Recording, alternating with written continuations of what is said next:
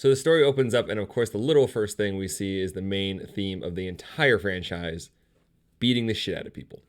The main character of the first 6 games of the series, our man's Kiryu Kazuma, is doing collections for a loan shark trying to make a name for himself in the Yakuza. The next night, Kiryu goes out with a sworn brother, Nishiki. The news comes on and they are reporting on the guy Kiryu recently kicked the shit out of, but it's a murder investigation. Wait, what? Yeah, Kiryu fucked him up, but not nearly enough to kill him. We're like 15 minutes in this game and shit's already getting crazy.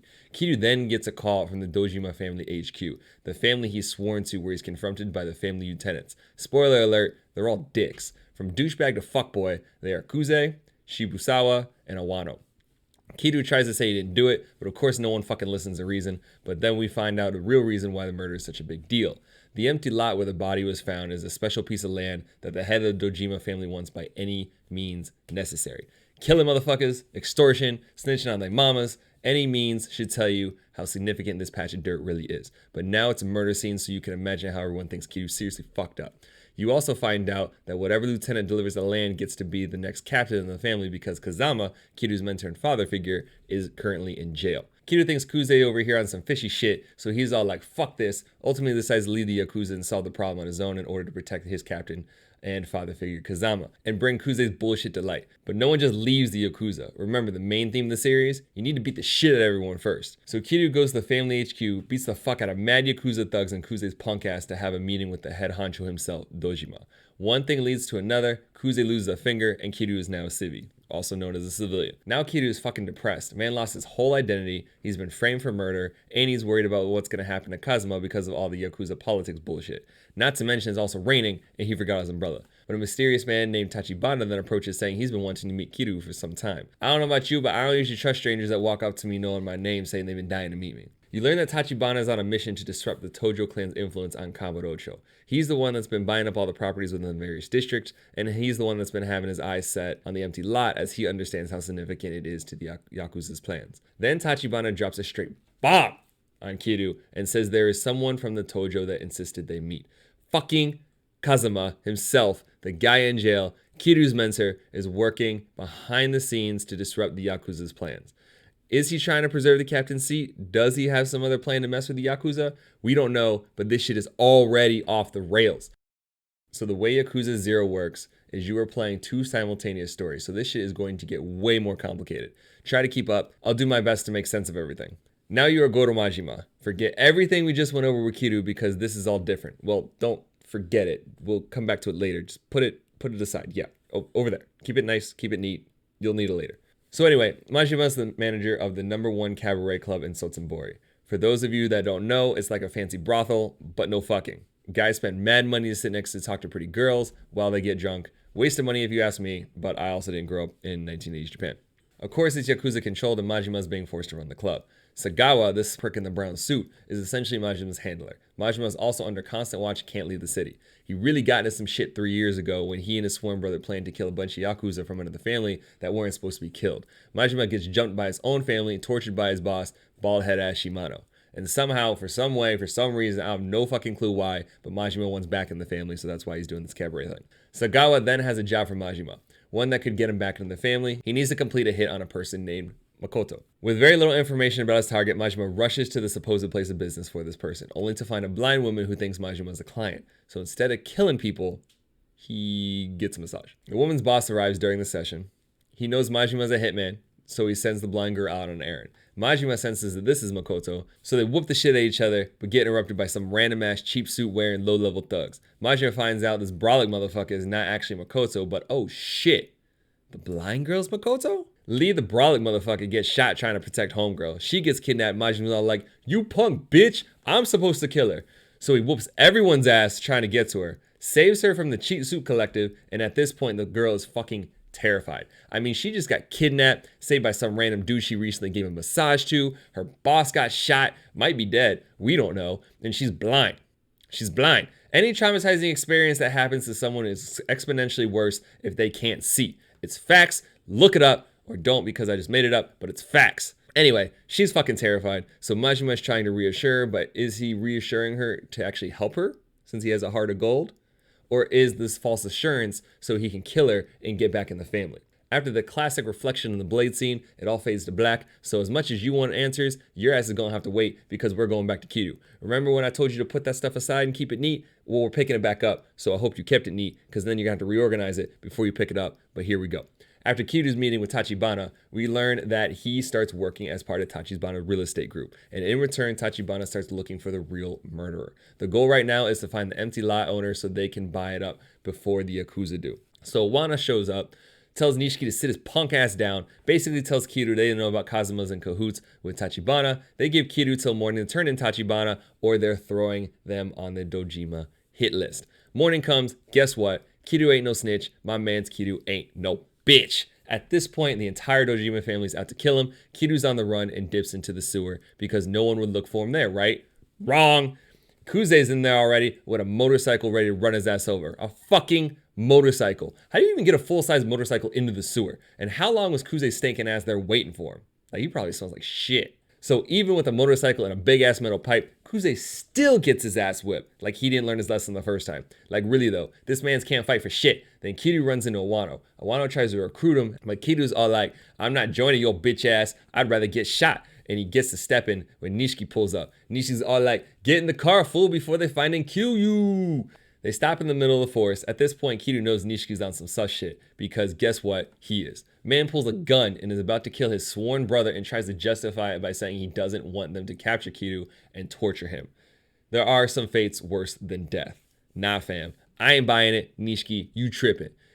Kiryu's badass self is all like, shoot me, bitch. You won't. Even tells Nishiki to man the fuck up and stop crying.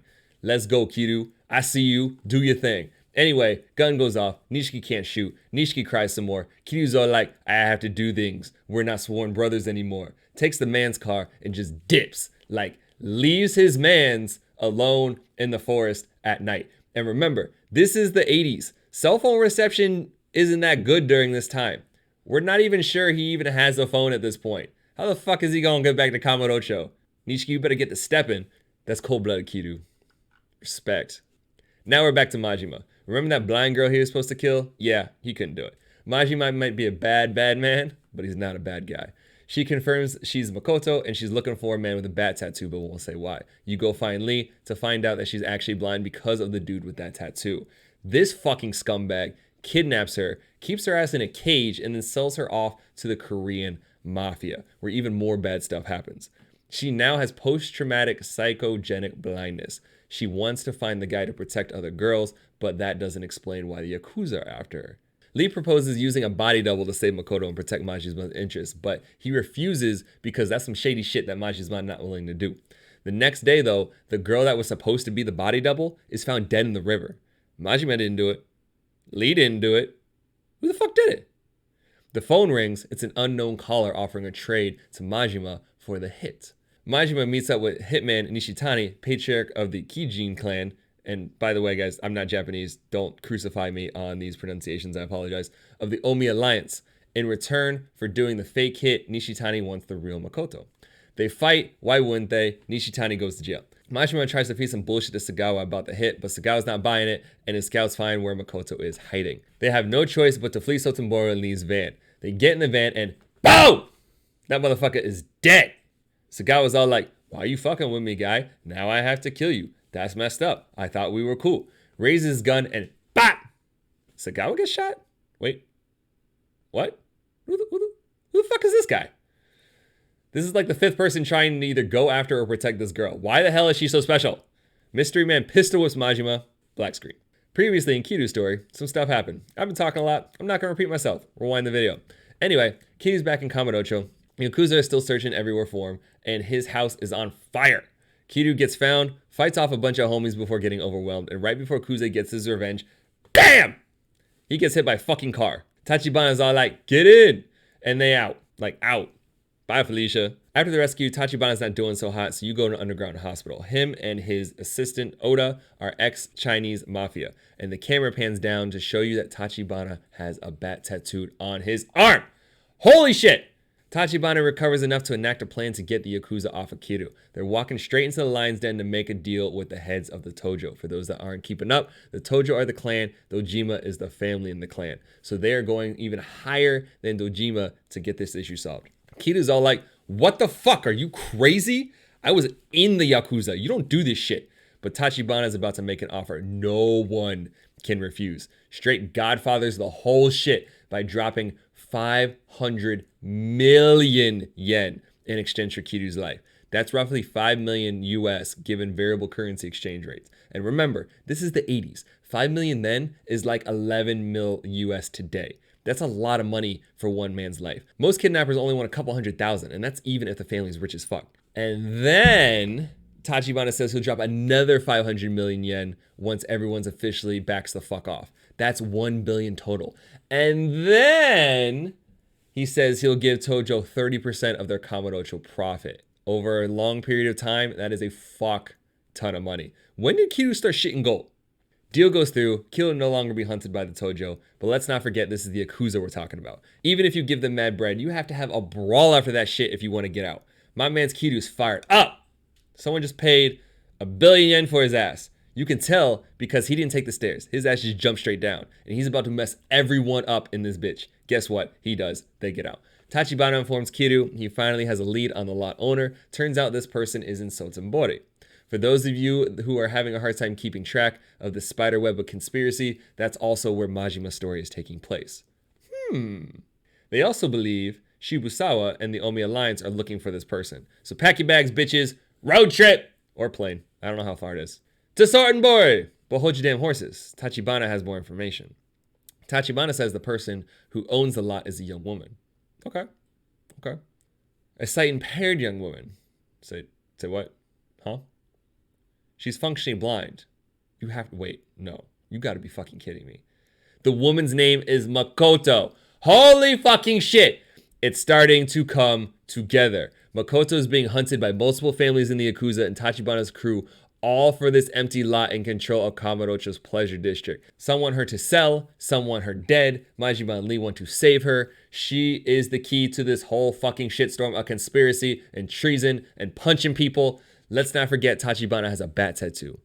Does he want Makoto for the lot or some other reason? Let's find out. But not right now, because we're back to Majima and the weird mystery man in the nice ass suit.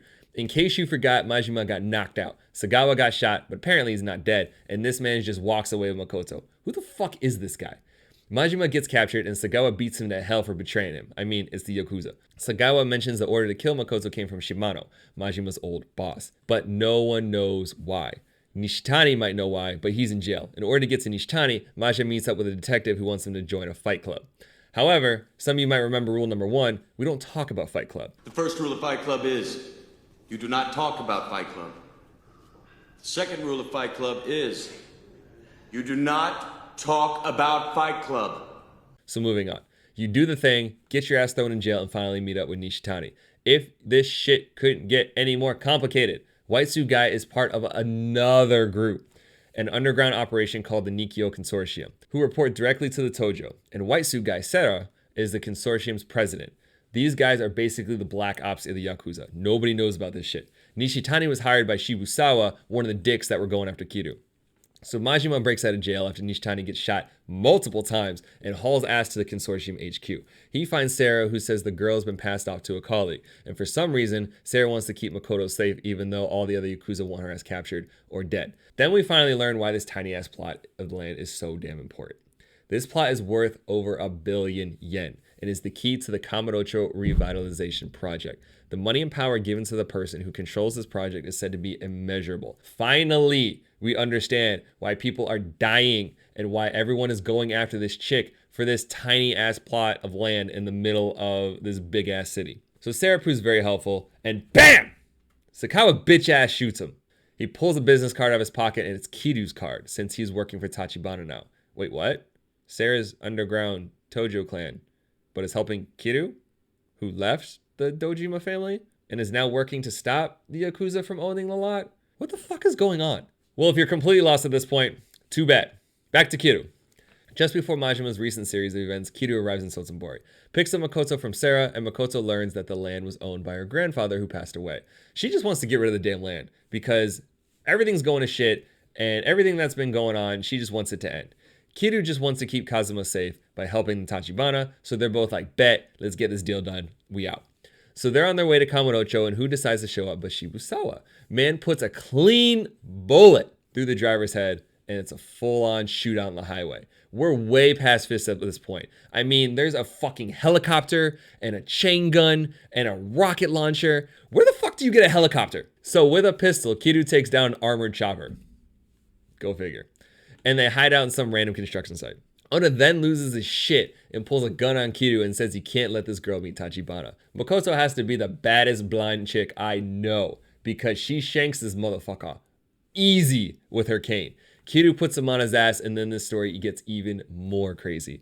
Turns out Oda has a bat tattoo as well, in the same spot on his arm. It's a mark of the gang that Oda and Tachibana were in together. Before meeting Tachibana, Oda was in some shit, including human trafficking, Makoto being one of them. Much later, Tachibana and Oda see Makoto on the news. Oda recognizes immediately from his job before he met Tachibana, whereas Tachibana recognizes her immediately because she is his sister.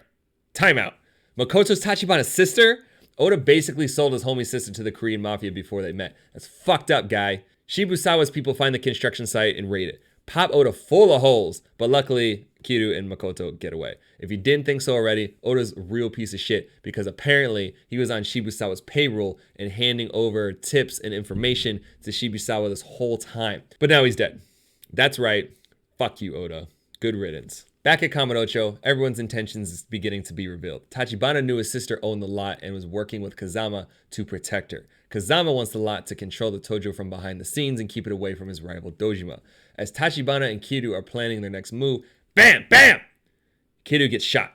Someone hired an assassin to capture Tachibana, and Kiryu gets shot. Kiryu gets patched up and runs into more Dojima family while he's looking for Tachibana. Nishi's with them and is all like, I won't let these bitches mess with Kazama-san. You're not getting that lot, fool. Let's kick everyone's ass, Kiryu. Yeah, Nishiki. High fives. Let's go. They have a quick, you're my brother, I love you moment. And then they do the badass rip your shirt off thing and start kicking everybody's ass. Seriously, I need to learn that. So Tachibana is getting tortured by Kuze's men. One dipshit goes too far and clocks the guy with a sledgehammer. A fucking sledgehammer. Kiryu and Nishiki bust in, kick more ass, and womp womp. They're too late. Man's took a sledgehammer to the face. He's gonna die. But before he does, Kiryu learns that Dojima is the biggest douchebag of them all. Dojima is the one who hired the assassin, the one that shot Kiryu and captured Tachibana. Dojima is the one that is trying to drive Kazama out of the Tojo clan, and that is why Dojima is the one that framed Kiryu for murder. That's right, Dojima hired the assassin to kill the dude after Kiryu whooped his ass in the empty lot. Basically, Kazama brought Kiryu into the family and superiors take responsibility for underlings that have major screw-ups. So by framing Kiryu, then Kazama is going to take the fall for that and potentially have ramifications with the family. And that's what Dojima is trying to do. So Tachibana's dead. Kiryu is wicked fucking pissed off. And Kuze, after getting his ass beat down by Kiryu for like the 10th time, says that the Omi are trying to get the lot too. If the Omi get it, then they're going to march right into Tokyo and have an all-out war with the Tojo. If you couldn't tell already, even within the Yakuza, things are fucked up. So the first time Makoto gets to experience her brother in God knows how long, he's dead. Feel for you, girl, but Kiryu's got you. Don't worry. But more on that later. Majima's turn. Majima's in Kamurocho and meets up with Shimano, his old boss. Shimano basically planned the whole thing out, knowing Majima wouldn't kill the girl, and she would end up trusting him. Now all Majima has to do is get the girl, get her to sell the land to Shimano, and Majima's back in the family. No one has to die. All right, cool. Shimano wants to give it to the Omi, and then he will run the Tojo clan on the side while the Omi take over Tokyo. So let's catch everyone up, because I know it's a lot. Through various means, Kazama, Dojima, and Shimano are all Yakuza, but they are all trying to get this lot to control the Tojo clan in some way, shape, or form. We've been explaining this whole convoluted story, and that's it. That's it. 3 people trying to buy land off of one girl, and all of this shit happened. But obviously the game wouldn't be as fun if it was that simple. Anyway, Majima goes searching for Makoto and finds her on a rooftop overlooking the empty lot. Oh shit. Her eyesight's starting to come back. That's crazy. So since she met her brother, I guess whatever emotional trauma that she had is starting to subside, and now her eyesight's starting to come back. But what's really crazy is how she arranges the meeting with Dojima and will sell him the lot, but she doesn't want money. She wants the heads of his 3 lieutenants because they're responsible for killing her brother. This chick is fucking ice cold. Respect. Majima gets there just in time to BAM! Watch Makoto get shot. And Dojima and his people just dip. As long as no one makes a claim to the land, who will care, right? And Dojima can move forward with this project. Or at least that's what he thinks by killing Makoto. As you would guess, Majima is fucking pissed and annihilates the entire group of thugs at that meeting. Sarah's people show up, get her to a hospital, and thankfully the surgery was successful. The girl would live. Majima's all like, fuck that! If Dojima's around, she's not safe, and rushes off to finish what Makoto started. By himself. Against the entire family in their HQ. What's Japanese for Leroy Jenkins? Because Shibusawa delivered Makoto, he is now the new captain, and his first order is to eradicate anyone associated with Kazuma and Tachibana real estate, like hardcore out for blood purge type shit. Kiryu finds out Kazuma's plan all along was to give the girl to Sarah, so he would become the chairman and help Kazama keep Dojima's power in check. At this point, Kazuma just wants balance within the Tojo and the Yakuza. Kiryu's all like, nah famo, I have to go warn my people. And while doing that, runs into Kuze again. Kicks his ass again. Will this guy fucking give up? Like, Kuze, take a hint. Kuze tells Kiryu they know the girl is alive, and this was all part of Shibusawa's plan to learn where the consortium's HQ is. They're going to raid that bitch. They're going to kill everyone. Majima makes it for Dojima HQ and prepares to kick everyone's ass. Kiryu makes it for the consortium's hideout and prepares to kick everyone's ass in the middle of a full-on raid. Naturally, everything hits the fucking fan, and it gets to the point where we're like, how the fuck is Kiryu still alive? Not that we weren't saying that already, but still. Kiryu punches his way all the way to Shibusawa, who has Makoto with him. Majima punches his way all the way through the Dojima HQ, where he finds Awano. He kicks Awano's ass, earns Awano's respect, so the man decides to take a bullet for him when the assassin shows up. Then he takes like 6 more bullets because fuck it. Awano's dead now, and Majima gets to fight the best assassin in Asia. Spoiler alert, assassin ain't shit compared to the mad dog of Shimano. Dojima then pulls a gun on Majima because he's a little bitch and can't fight with his fist. And right before he pulls the trigger, bop! It gets shot out of his hand. Sarah here looking all cool and shit with his cane. But you're going to have to wait and see what happens because Kiryu and Shibusawa are having a very provocative discussion about titles and legacy and shit. And then Shibusawa does this cool rip your shirt off thing and you know it's on. After a really intense boss battle, you know Kiryu's out here kicking ass because he's the dragon of Dojima. Right when he's going to let his anger consume him and finish the job, kill his first person and become a quote-unquote true Yakuza, as Shibusawa claims, Nishiki swoops in to save his boy's morality, and Shibusawa's reign is finally over. Yet again, we switch back to Majima. For real though, if you weren't confused already, these last couple chapters does its damn best to lose you. Majima is hell-bent on killing everyone to protect Makoto, but Sarah's trying to talk him out of it for the sake of her conscience. Majima does the cool thing that heroes do when they're conflicted, acting like they gon' kill someone, but just end up scaring the shit out of them. He ends up taking the high road. Good for you, Majima. Good for you. Turns out Makoto is awake and the deal is done. Sarah's all like, fuck you, Dojima. I got the lot. Now what, bitch? What's good? And with all powerful, Dojima family can no longer do whatever they want within the Tojo, and balance has been brought back to the clan. Before Majima leaves, Sarah gives him a gun and says, tell your boss Shimano to take responsibility for betraying the Tojo. You really expect this guy to off himself? Is Majima gonna kill him? Majima crosses Shimano meeting with the head of the Omi. Apparently they're working on that deal where Shimano's gonna pass off the Pleasure District to the Omi and then take over the Tojo. But they don't know that shit got fucked up. That's why Majima's there to tell him. He tells Sarah's message to Shimano and passes off the gun. Shimano points the gun back at Majima.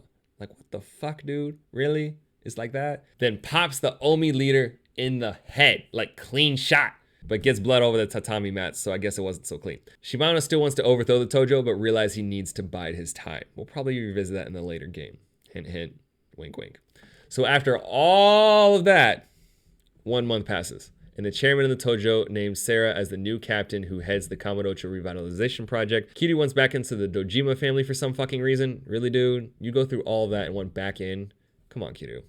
But he's determined to walk his own path and create his own style of Yakuza, so I guess I respect it. Majima finally cuts his hair and loses his shirt like what Yakuza fans generally expect from his crazy ass, and he says goodbye to Sagawa. Makoto is alive and well. She can now see, and has a crazy ass guardian angel looking after her, even though she doesn't actually know who Majima is. And that's it. The first story of an insane series of events for our man's Kiryu Kazuma. Now we fast forward to Kamurocho 1995. Kiryu is now lieutenant in the Dojima family, is extremely well known among the Yakuza. Everyone knows the Dragon of Dojima. It's a thing. Like, he should have started a line of merch. Wasted opportunity, Kiryu. The game immediately opens with a huge what the fuck, because one of the first things we see is Kiryu with a gun standing over a dead Dojima? Literally 2 minutes into this game, there's so many questions. What the fuck happened? Why is he just chilling and not running away? What's so important about this ring that says Yumi? We then go back to the previous day for some context. Kiryu rolls up with his homie Shinji, and our man's is still scowling, like homie's eyebrows are forever fixed in this position, going to have mad forehead wrinkles when he gets older. Shinji's a good dude, but he a little punk that can't do his own collections. We know Kiryu would never pass up an opportunity to help a friend or beat the shit out of someone, so it's a win-win. He's gonna get a nice collection for the family as well, so if you're a fan of the old Office TV show, then one might call it a win-win-win. Shinji kicks in the door like his bitch ass is actually going to do anything, but we all know Kiryu does the punching and gets the money. On his way to drop off the collection, this other fool wants to try our man's. Guess what? He gets his ass beat too.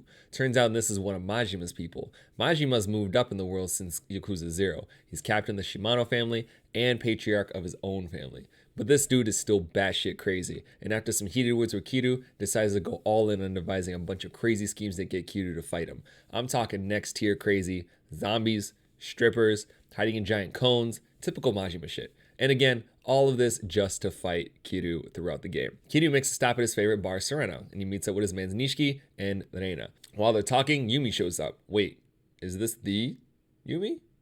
Off topic, but I need to say it. Yumi got some big ass hands. But oh shit, did the developers give her bear paw so we'd see the ring? So going back even further, it was Yumi's birthday a couple months ago, and Kiryu is one that gave her the ring. Yes, the ring that she's wearing on her big ass hands the day before the murder, and yes, the ring that Kiryu is holding at the murder scene. You can clearly see that her and Kiryu have some chemistry. I don't think they're fucking yet, but they're probably in that pre-fuck flirt stage where the girls draw it out until the man's blue balls gets obnoxiously painful. Some of y'all know what I'm talking about. You can also see that Reina has a thing for Nishiki, but his dumbass can't even tell. He's too busy being irrelevant. So back to the day before the murder. Kiryu gives the collection money to his patriarch, mentor, and father figure, Kazuma. This was the guy who was doing all of the scheming from jail in Yakuza 0. Some of you might remember that. They chat about Sunflower, the orphanage that Kazuma owns, and the same orphanage where Nishiki, Kiryu, and Yumi all grew up. But Kiryu then gets interrupted by a phone call from Shinji. Dojima's bitch ass took Yumi and dipped. And guess what? Nishiki's dumbass decided to go after him. Kazuma's all like, stay out of it. Think through this first. Be smart. But Kiryu's all like, nah, they're family. I'm going. And he's out. So naturally, the weather goes from a light drizzle when Kiryu leaves Kazuma's office to a full-on monsoon when he gets to Dojima's office.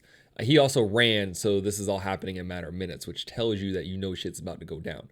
Kiryu shows up at the office completely dry, even though he didn't have an umbrella. And Nishiki killed the patriarch of the Dojima family. Yumi's all kinds of fucked up because she almost got raped and just witnessed a murder, and Nishiki looks like he about to cry again. The natural hero that Kiryu is tells Nishiki to take Yumi and dip. He decides to take the fall in order to protect those that are closest to him. That's good looks, Kiryu, especially since your ass is gonna spend 10 years in jail.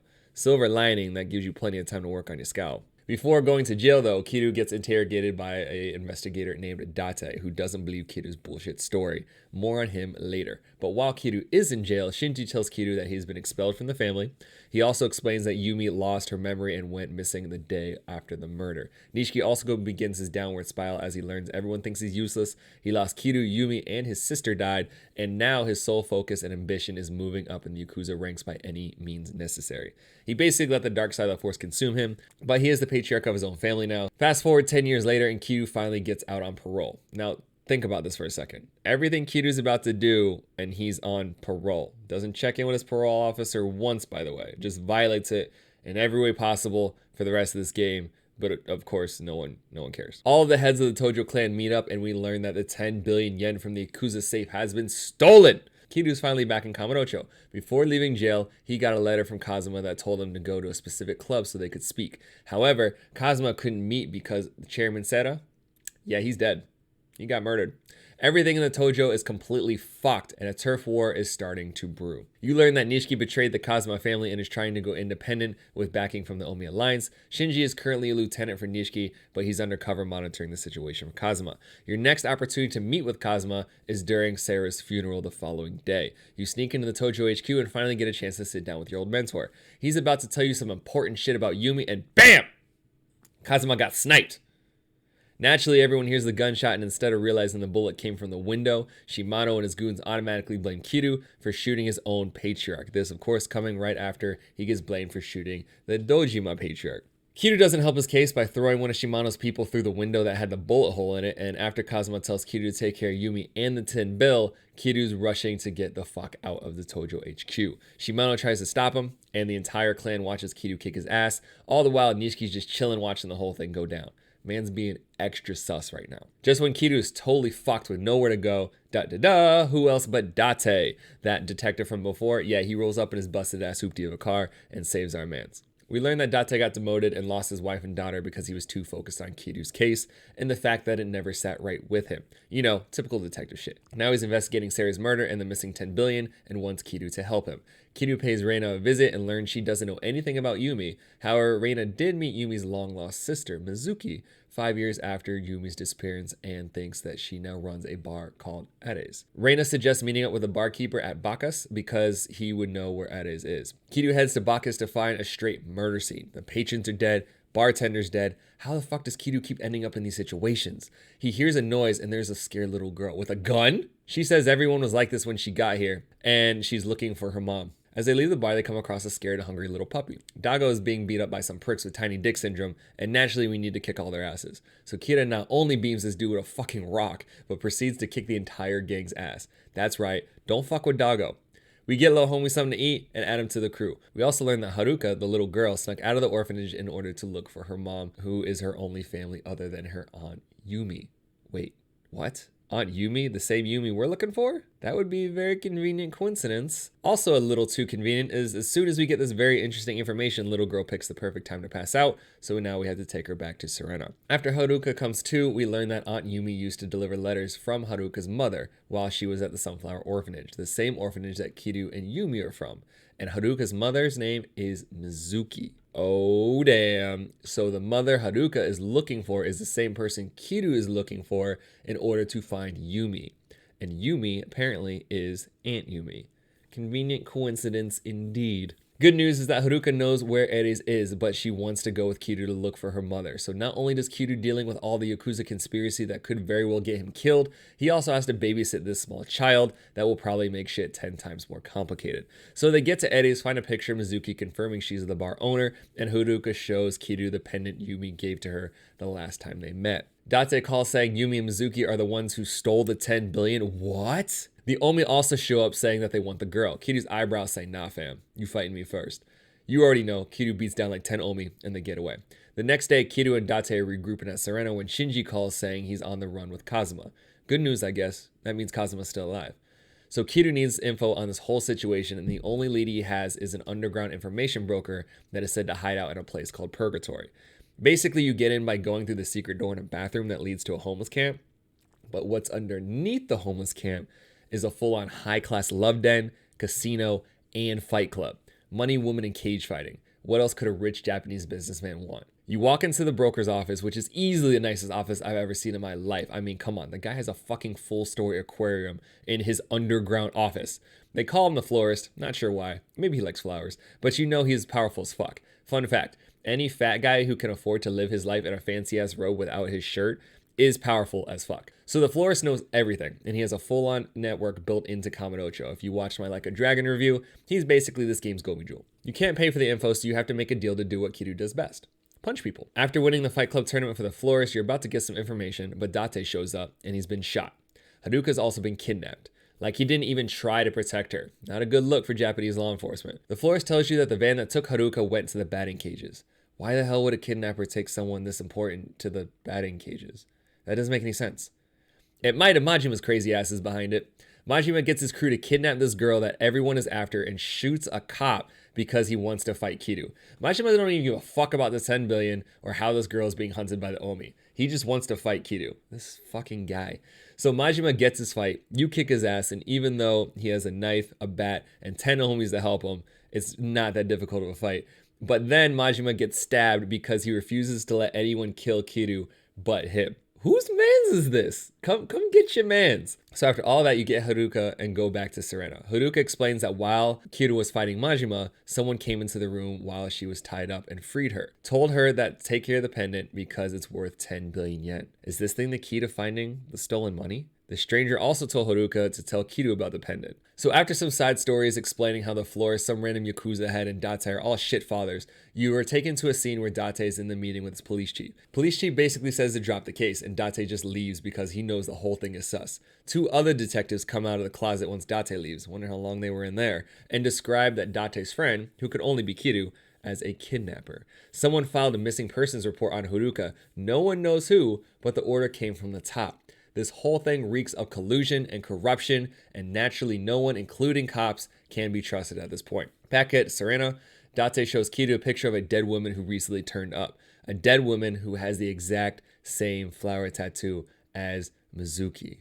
No. Kiryu notices the tattoo signature is the same guy who did his tattoo, so he goes to follow up, only to find out that it wasn't the guy who did his tattoo, but very likely a copycat artist. Tattoo artist then gets a call, but it's for Kiryu. Weird. It's Nishiki. Nishiki? He says he needs to talk to Kiryu at Serena tomorrow night. Date and Kiryu are wanting to keep Haruka safe and discuss sending her to purgatory. Haruka's all butthurt because Kiryu went looking for Mizuki by himself and she's refusing to go. Because she's a selfish child who doesn't understand how complex this shit show really is, she starts blaming everyone for saying that they're just using her to get this money. Kiryu tries to literally slap some sense into this child he just met and is trying hard not to tell her that Mizuki might be dead.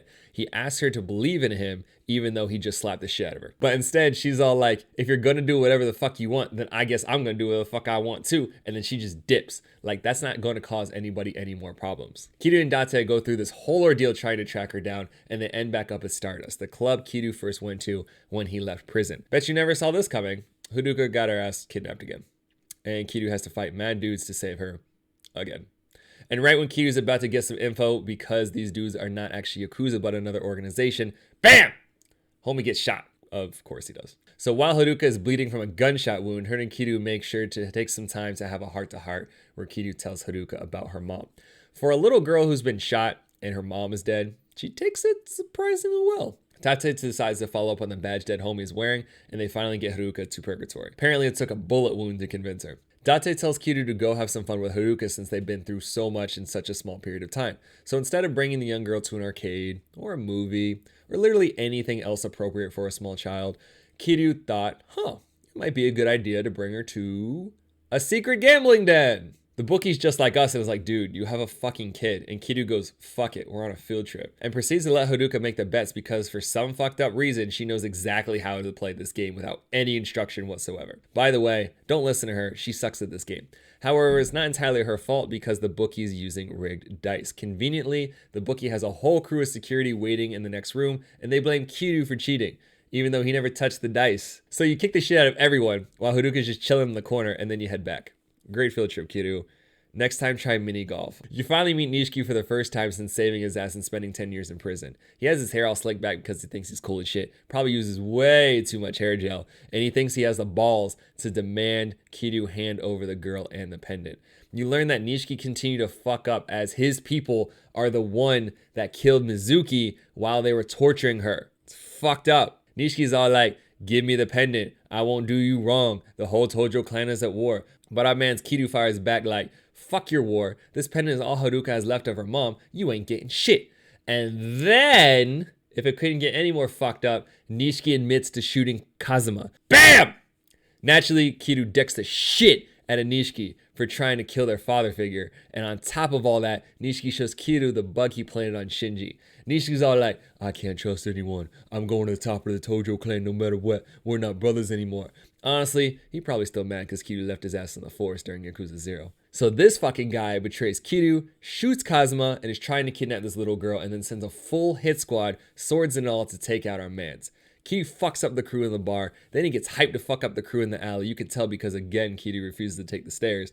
Naturally, just like their boss, Nishi's crew is a bunch of little bitches, and Kiryu slow walks out of there because that's what badasses do. Then there's an explosion at Purgatory? Kiryu rushes in to find that Date got beat down again, and the floor still can't find a shirt. I guess I should have mentioned that Haruka also got kidnapped again. Seriously, can no one except Kiryu take care of this little girl? This time a gang grabbed the girl, and after throwing some people into boomboxes and crashing a nightclub, Kiryu learns the Snake Flower Triad now has the girl. This group is no joke. They're basically Chinese mafia who captured and tortured the shit out of Kiryu 12 years prior. Like straight up turned his ass into a living pincushion, voodoo doll level torture. While Kiryu's on his way to save Haruka, Shimano is meeting with the Chinese to make a deal for the girl. Then Terada, the Omi head, walks in. Fucking Shimano's conniving bald ass is still trying to deal with the Omi and screw the Tojo. God damn it. Kiryu gets to the Snake Flower Triad HQ. Why wouldn't it be a Chinese restaurant? Everything starts cool when Kiryu simply says he's there to see the guy that's been torturing him.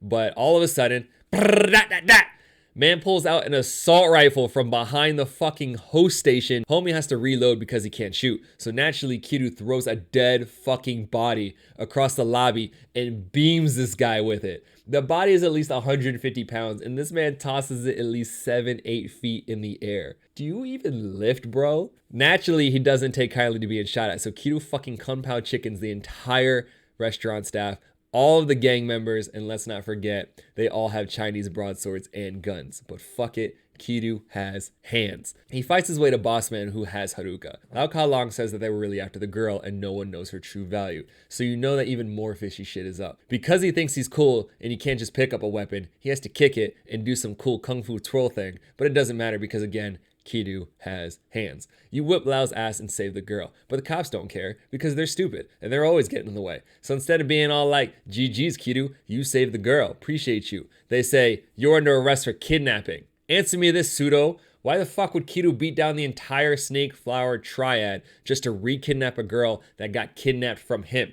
Exactly. Your shit doesn't make sense. Date has the same thought, so he tries to give it to Pseudo, but Pseudo's dumbass is all like, I'm just following orders. Why is it every time someone's just following orders, they're fucking up? Can someone explain that to me? Date's like, fuck it, and lets Kiryu out of prison anyway. Not sure why the jail cell has these tiny ass Willy Wonka doors, and he tells Kiryu that the case is getting deeper than they all think. The badge that Date was investigating, apparently it belongs to an underground government organization called the Ministry Intelligence Agency, or MIA. They report directly to the cabinet, which is like a high political office, and they are run by some guy named Jingu.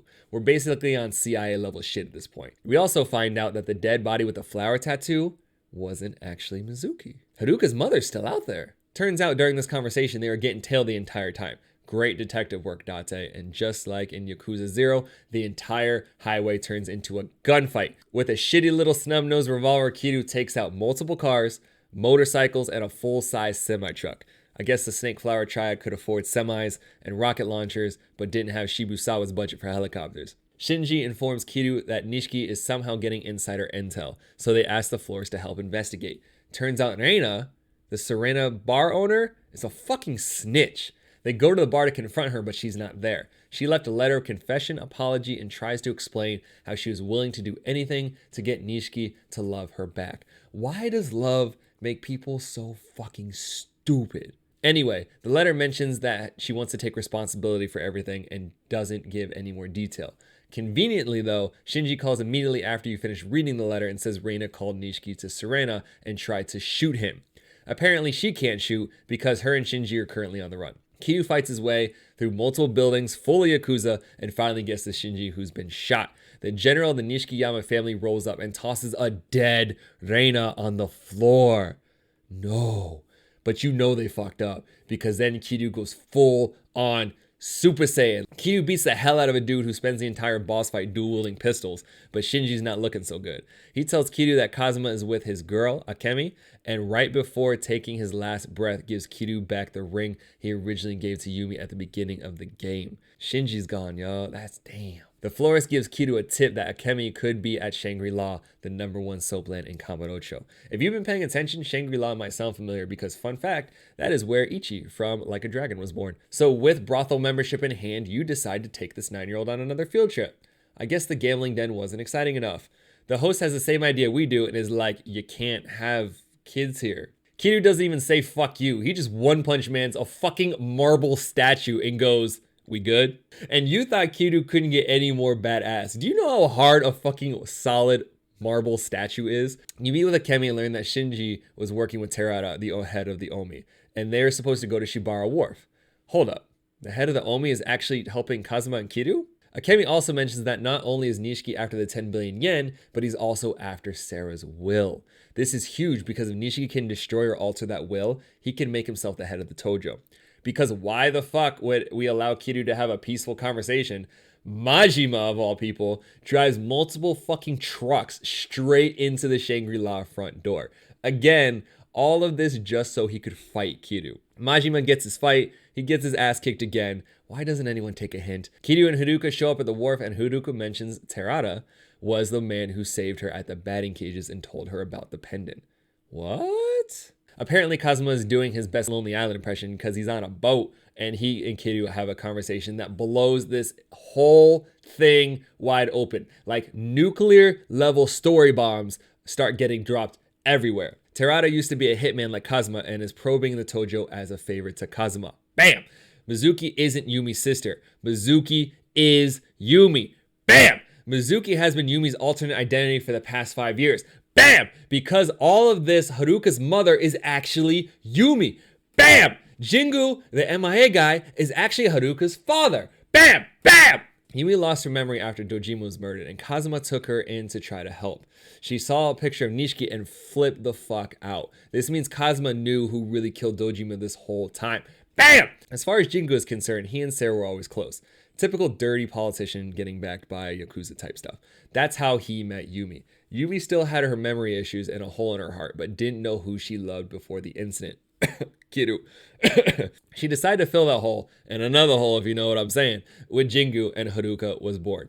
Then Jingu got a proposition to marry the Prime Minister's daughter, which would be a huge for his political career, and him and Yumi aren't married yet. Because Yumi's a real one, she decided to step down because she wanted what was best for Jingu.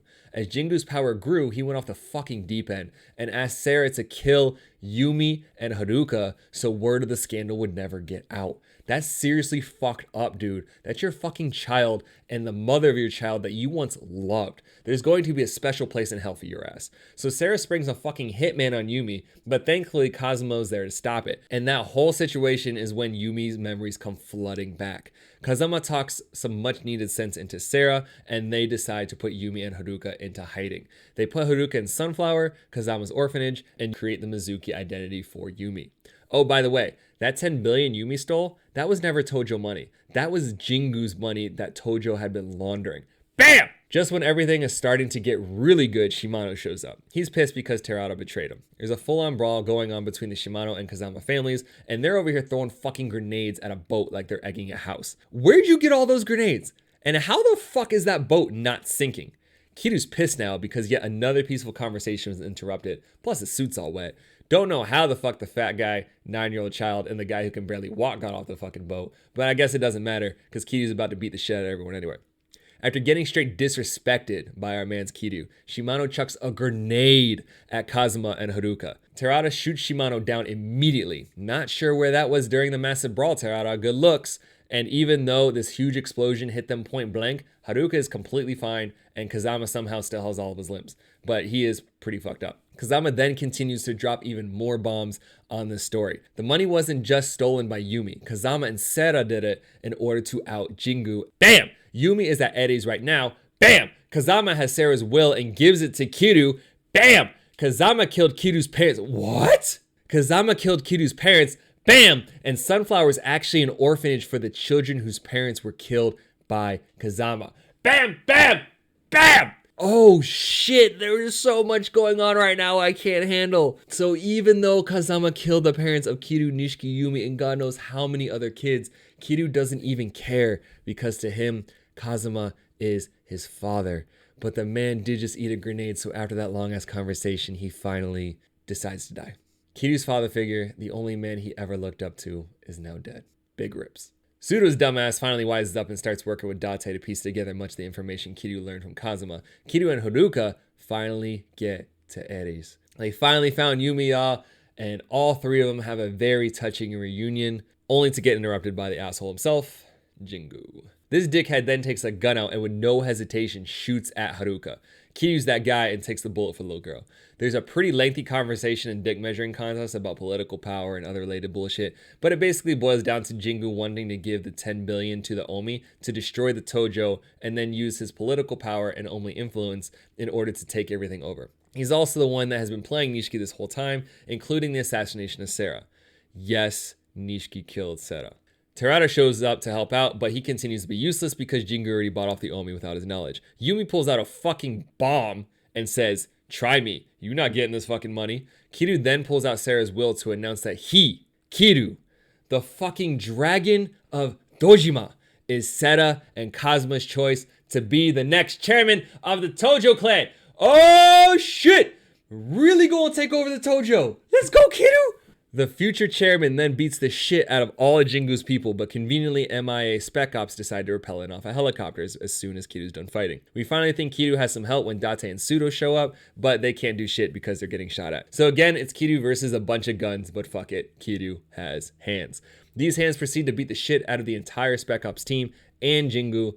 Good riddance.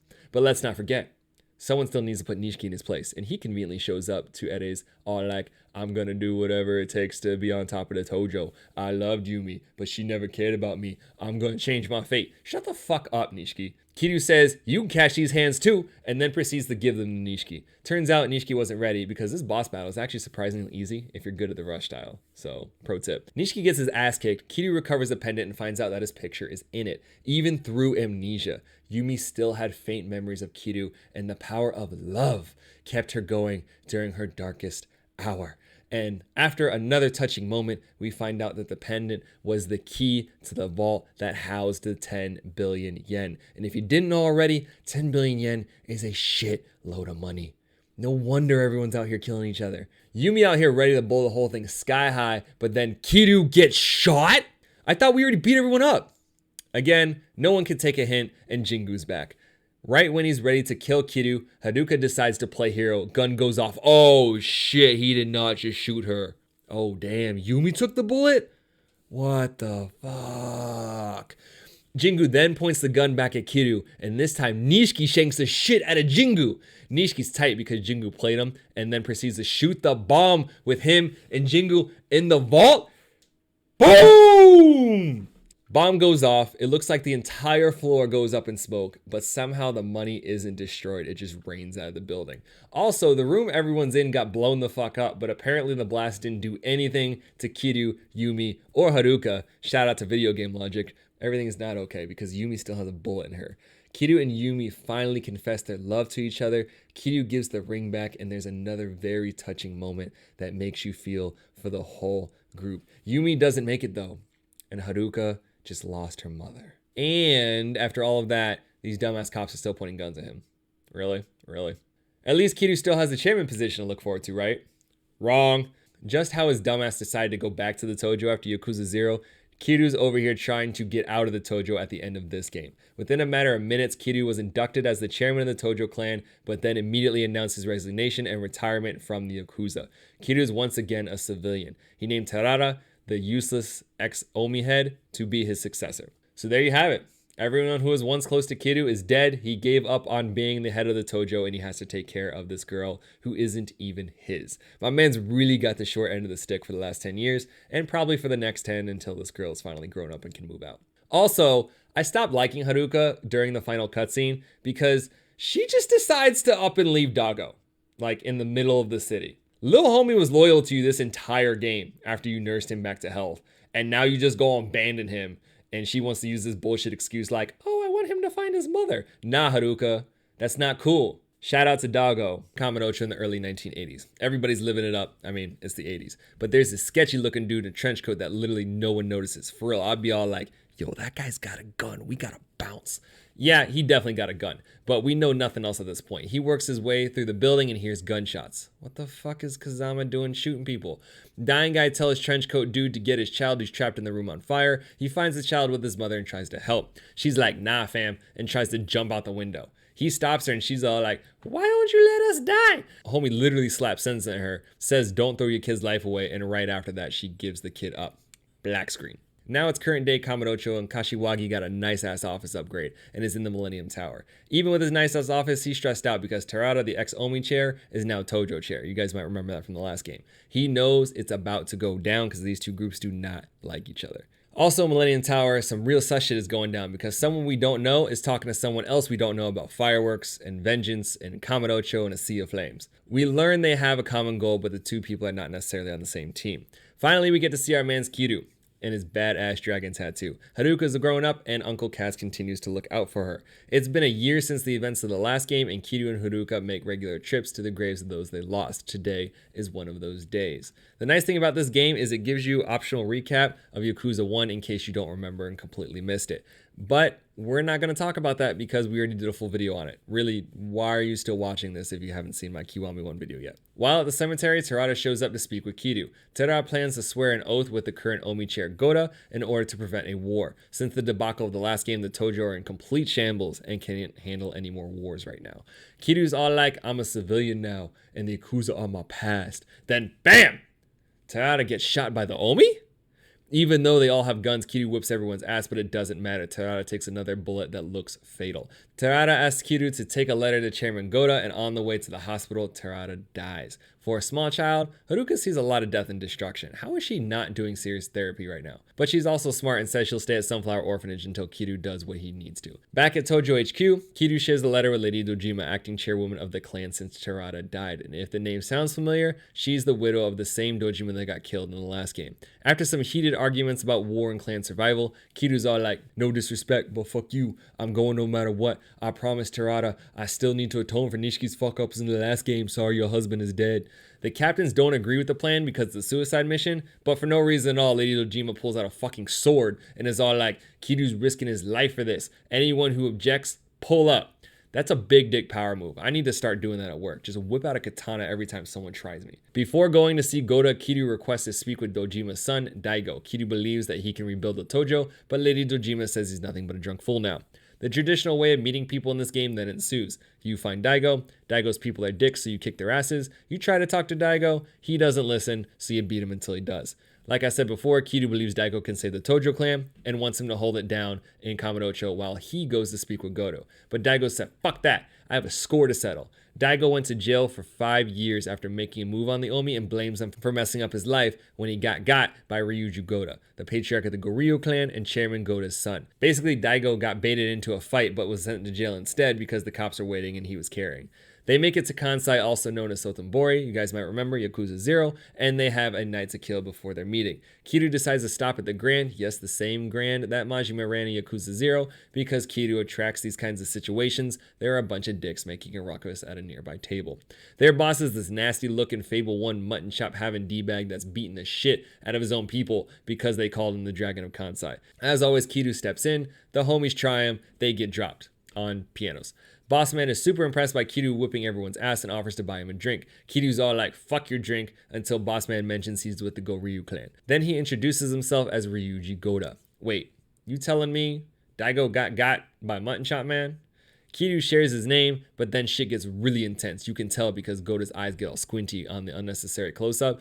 Kiryu denies being the Dragon of Dojima, though, to protect his identity. Somehow Goda falls for that shit. Come on, man.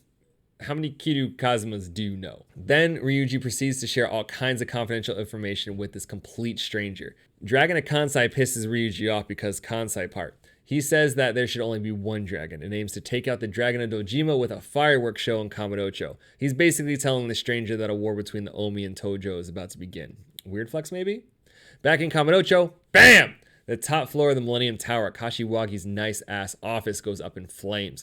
Everyone sees the news report, including weird old dude from the first scene 20 years ago. Pseudo is still with the police, and he thinks there's a foreign group involved with the incident and says Date is the only one who can handle it. Looks like we're getting our old cop buddy back. Back in Sotenbori, we are introduced to Keoru Sayama, a detective with Osaka PD. We also meet Captain Besho, police chief of Sayama's division. He got a call about Kiryu and they need to put him under protective custody because if Kiryu goes down, the war is definitely happening. After some pleading, Sayama gets the assignment to watch over Kiryu. Kiryu and Daigo meet up at Omi HQ. We find out Kashiwagi is okay, but obviously he's working from home now because his office doesn't exist anymore. In the meeting with the Omi heads, we finally meet Jin Goda, chairman of the Omi Alliance, Takashima, the guy who took Terada's place, and Sengoku, a creeper troll looking fucker that you'll quickly learn to hate. Naturally, the meeting starts off heated. Daigo blames the chairman for siding with Tengu in the last game to take over the Tojo. Interestingly enough, though, that was an independent act by Ryuji and his clan, and not the Omi as a whole. The hit on Terada was also orchestrated by Ryuji. Seriously, Chairman Goda needs to get his son on a leash because he is fucking the whole thing up while flying that Omi sigil. Chairman explains that Omi is too large to control, and there's a rift between the old heads who make smart decisions and the impatient young brats like Sengoku and Ryuji. Chairman just wants balance between the Omi and the Tojo and is willing to help the Tojo rebuild. Chairman Goto accepts the letter and the offer of an alliance, and just as everything seems to be looking up, Ryuji crashes the meeting to screw it all over. Daigo tries to get his, but then he gets his, and Ryuji declares an all-out coup. Because it's Kiryu, he fights his way out, but before leaving, he stops to kick Ryuji's ass real quick to allow Daigo and Chairman Goto time to get away. Ryuji does the bad guy thing like, "You haven't seen the last of me," and scampers off like a little bitch. Then with perfect late timing, the cops show up. I guess Osaka PD is just as useless as Tokyo PD. Sayama shows up and puts our mans under arrest, didn't even read his rights. Date is at Tokyo PD to meet up with Sudo, and we find out that trench coat guy from the first scene is Inspector Kawara from Foreign Affairs. He's also with the Chief of Foreign Affairs, Kurahashi. They suspect a foreign group is involved with the Omi and has a hand in Terada's murder as well as the Millennium Tower bombing. They've been monitoring chatter, including conversations had between Ryuji and the foreign mafia, and they need Date to get intel on Kazuki, the Stardust Club owner from the last game. Ryuji met with Kazuki not too long ago, and Kazuki is Korean. They don't know if he's Korean mafia, but cops and their racial profiling. We then see Kiryu with Sayama, and the arrest was just a cover to get him off of Omi HQ, and Kiryu learns that he is under protective custody. However, doesn't seem like Sayama can protect shit because Kiryu's the one that actually knows there's a sniper, and even though the bullet holes are perfectly lined up with Kiryu's shoulder, the bullet ends up in Sayama's shoulder. Instead of a hospital or a clinic or any other treatment center, Sayama says go to a bar. So Kiryu's dumbass goes to the bar alone and has a full conversation with the lady there. He tells her about the gunshot, and she's thinking the exact same thing we are. Why the fuck did you leave her in the car? Kiryu goes back to get her, homegirl gets her shoulder fixed, and while she's resting, Kiryu gets a drink. Guess you don't get that kind of service at a hospital. You learn that bar lady is the one that raised Sayama, and once she wakes up, Sayama tells you that the snipers aren't Ryuji's style. Someone else ordered the hit, but didn't want to kill because we also learn that the bullet is smaller than a traditional sniper round. Kiryu goes looking for information on the bullet and finds out it's from the Omi's Takashima family. Then we see Takashima talking to the sniper, confirming it was a non-lethal shot and making sure Kiryu could trace the bullet back to them. He wants Kiryu to know that he can't trust anyone. What the fuck is going on? Whose side is Takashima on? Back to Kiryu, the info dealer gets a call mid-conversation and said there's a huge bounty on Kiryu's head. Because they're stupid and don't know our mans, they try to collect. Spoiler alert, they catch these hands. The info dealer also catches a mahjong piece straight to the middle of his forehead, before telling Kiryu that Sengoku put the hit on him. Turns out Sengoku and Ryuji are in a race to take out Kiryu, and because Sengoku can't fight, he's willing to pay mad bread for whoever finishes the hit. Kiryu heads back to the bar where Sayama is and eavesdrops like a sneaky boy before he walks into the bar. Sayama's tight because the bar lady won't tell her about her parents, but Sayama knows they have something to do with the Tojo. Sayama is really on this Kiryu assignment so she can get closer to the Tojo and possibly some information about her parents. Besho calls and tells Kiryu that Daigo and Chairman Goto have been kidnapped. Who would have seen that coming? They were kidnapped by a gang speaking a foreign language, and the car had Kamurocho plates. You know what that means? Road trip back to Kamurocho. Before Kiryu leaves, Sayama freaks out and is all like, "Fuck jurisdiction, I'm coming with you." But when they get to Kamurocho, she knocks out. She's running a serious fever after the procedure, so Kiryu swoops in like the hero that he is and brings her to not a hospital, not a clinic, or any other treatment center. He brings her to another bar. Seriously? Kiryu brings her to Serena, the main bar from the last game. It's been abandoned since the owner got killed a year ago, but somehow the electricity bill is still getting paid. Kiryu then gets a call from Daigo's kidnapper and says to meet him at the Amano building. Kiryu has time to debrief the Tojo heads, and they ask Shindo, the current head of the Nishikiyama family, to help Kiryu since that's his territory. Shindo and that entire family are still butthurt about what Kiryu did in the last game, and he refuses to help, even though he completely acknowledges the fact that Nishiki was a traitor and brought all that shit on himself. It's clear Nishiki's crew is just as fucking clueless as he is. The Tojo still need help with the impending war. Kiryu has an idea, but more on that later. Kiryu gets back from Tojo HQ and Sayama's feeling better. I guess the water's still running in the abandoned bar too because she was able to take a shower. You also know she wants it because she just does the whole whoops, my towel fell while putting on different clothes right in front of Kiryu. Doesn't duck behind a bar, nothing. Kiryu's a good boy though and looks away. Respect. He's not all good boy though and calls her out on the motivation to come to Kamurocho and finds out that 10 years ago, Sayama overheard Bar Lady talking on the phone and said the Tojo made Sayama's life hell. But since then, she refuses to say anything else about the topic. Sayama became a cop to hopefully uncover the truth about her parents. Kiryu makes a stop at Purgatory to get help from Tojo desperately need, but the place is completely different. However, the underground brothel, casino, cage fighting, it's still all there, so rich Japanese men still have something to do. Kiryu returns to the florist's nice-ass office, but the florist isn't there. The whole operation has been head up by the Mad Dog himself.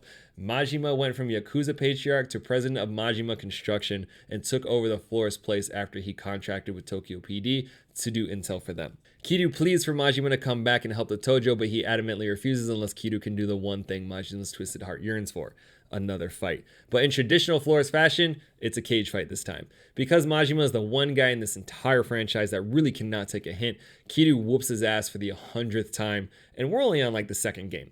Afterwards, Majima explains how Terada was not the kind of Yakuza that everyone thought, and basically pushed the old guard out. Majima bailed because he's the real one and didn't want to deal with all the bullshit. As Kiryu is on his way to the Amano building, Date and Kawara are scoping out Stardust, the club Kazuki's running. They chat and feed him some fake intel, which spurs Kazuki to dip. That's extra sus, so they chase his ass all the way to the exact same spot Kiryu is sent to meet the kidnapper. What the fuck? There are two Kazukis? The classic, no, I'm the real one, goes down. Kawara's ready to shoot the guy who thinks he's fake, but Date tells him to chill. As soon as Kawara looks away, imposter Kazuki pulls out dual pistols, bop, bop, bop, shoots Kawara and the real Kazuki. Fake Kazuki is the one that called Kiryu and planned to lure him, the two cops, and the real Kazuki to that spot in order to kill everybody. Date tries to shoot homie, but the ex-cop can't shoot and grazes the man's head. Thankfully, Sayama can shoot, but fake Kazuki's dead and Kiryu can't get any information on Daigo. The group dips before the cops arrive, and they actually bring the injured to a real clinic this time instead of a bar. Kazuki's real fucked up, so the doctor starts to work on him. Kiryu and Date take some time to go back to their old bar to debrief, and we learn that Besho used to work in Kamurocho as Kawara's partner a long time ago. We also learn that Kawara is ruthless and just kills illegal immigrants that resist arrest. Each time it gets cleared up, but this has given him the reputation and the name Killer Kawara. Kiryu then comes back to the clinic to check on Kazuki when two thugs bust in and deck the shit out of the doctor. They're looking for the fake Kazuki, but he dead. On the way out, they deck the shit out of Sayama. Kiryu doesn't take too kindly to that, so he proceeds to beat the shit out of both of them. Kawara then puts a gun to the guy's head. We learn they are Korean and from the Jingwon Mafia. This is a foreign group working with the Omi and the ones that kidnapped Daigo and Goda. Back at Serena, Date finds out he's wanted for murder for the shooting at the Amano building. Surveillance cameras picked up the firing his gun, but the camera angle's super sus, so I don't know about that one. Sudo's also thinking that's a little sus, but naturally the higher-ups don't give a fuck because they're just trying to avoid a media shitstorm. Not to mention they found his bullet from that terrible shot he took during the incident. Great cop work. Good job, Tokyo PD. Kiryu only knows one person who can track down Daigo and gives his old friend the florist a visit. Florist got an upgrade and now works out of Millennium Tower. Room's got a lot more TVs, but I like his old office better because it's got the big ass fish tank and the elevator. I'm also a bigger fan of his old outfit. You know he lost some power when he had to trade in the power robe for the police uniform. The florist explains that the video incriminating Date was submitted behind his back, meaning homie's got a mole. They finally get a location on Daigo, but now the system is getting hacked. The florist people can't keep up, so Sama's all like, "Get out my way, peasant," and then takes the hacker on herself since she is actually a top tier white hat hacker. Even though no one else notices, we can see that the rat is the same guy that was talking to Ryuji on the phone about the Millennium Tower bombing. This guy is Jingwon Mafia. We finally learn that Daigo is at Shangri-La, the same brothel that Majima ran trucks into in the last game. You beat up a bunch of Omi and finally save Daigo. GG's. Unfortunately, Goda is somewhere else. We take Daigo back to Serena. Kashiwagi comes through and learns that Jingwon are behind all of this and tell everyone the history between that group and the Tojo.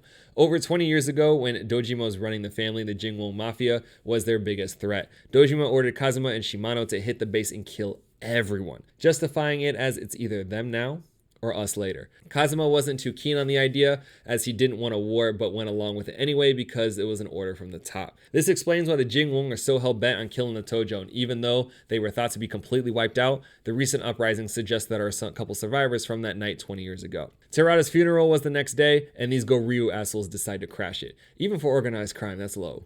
The Tojo act like they're helping, but we all know Kiryu gets it done by himself and pushes back the Goryu, and then Ryuji shows up. He claims that his boys acted against his orders, and he's actually there to pay respects. They all know he's sus. They tell him to fuck off. But before he does, we learn a couple of things. Ryuji has Chairman Goda. The two are not related by blood. Ryuji is giving the Tojo 3 days until he invades Kamurocho, and Sengoku is also looking to take over Kamurocho. But Sengoku's starting his invasion right now. And who's there to stop his crew? Majima, all by his crazy ass self.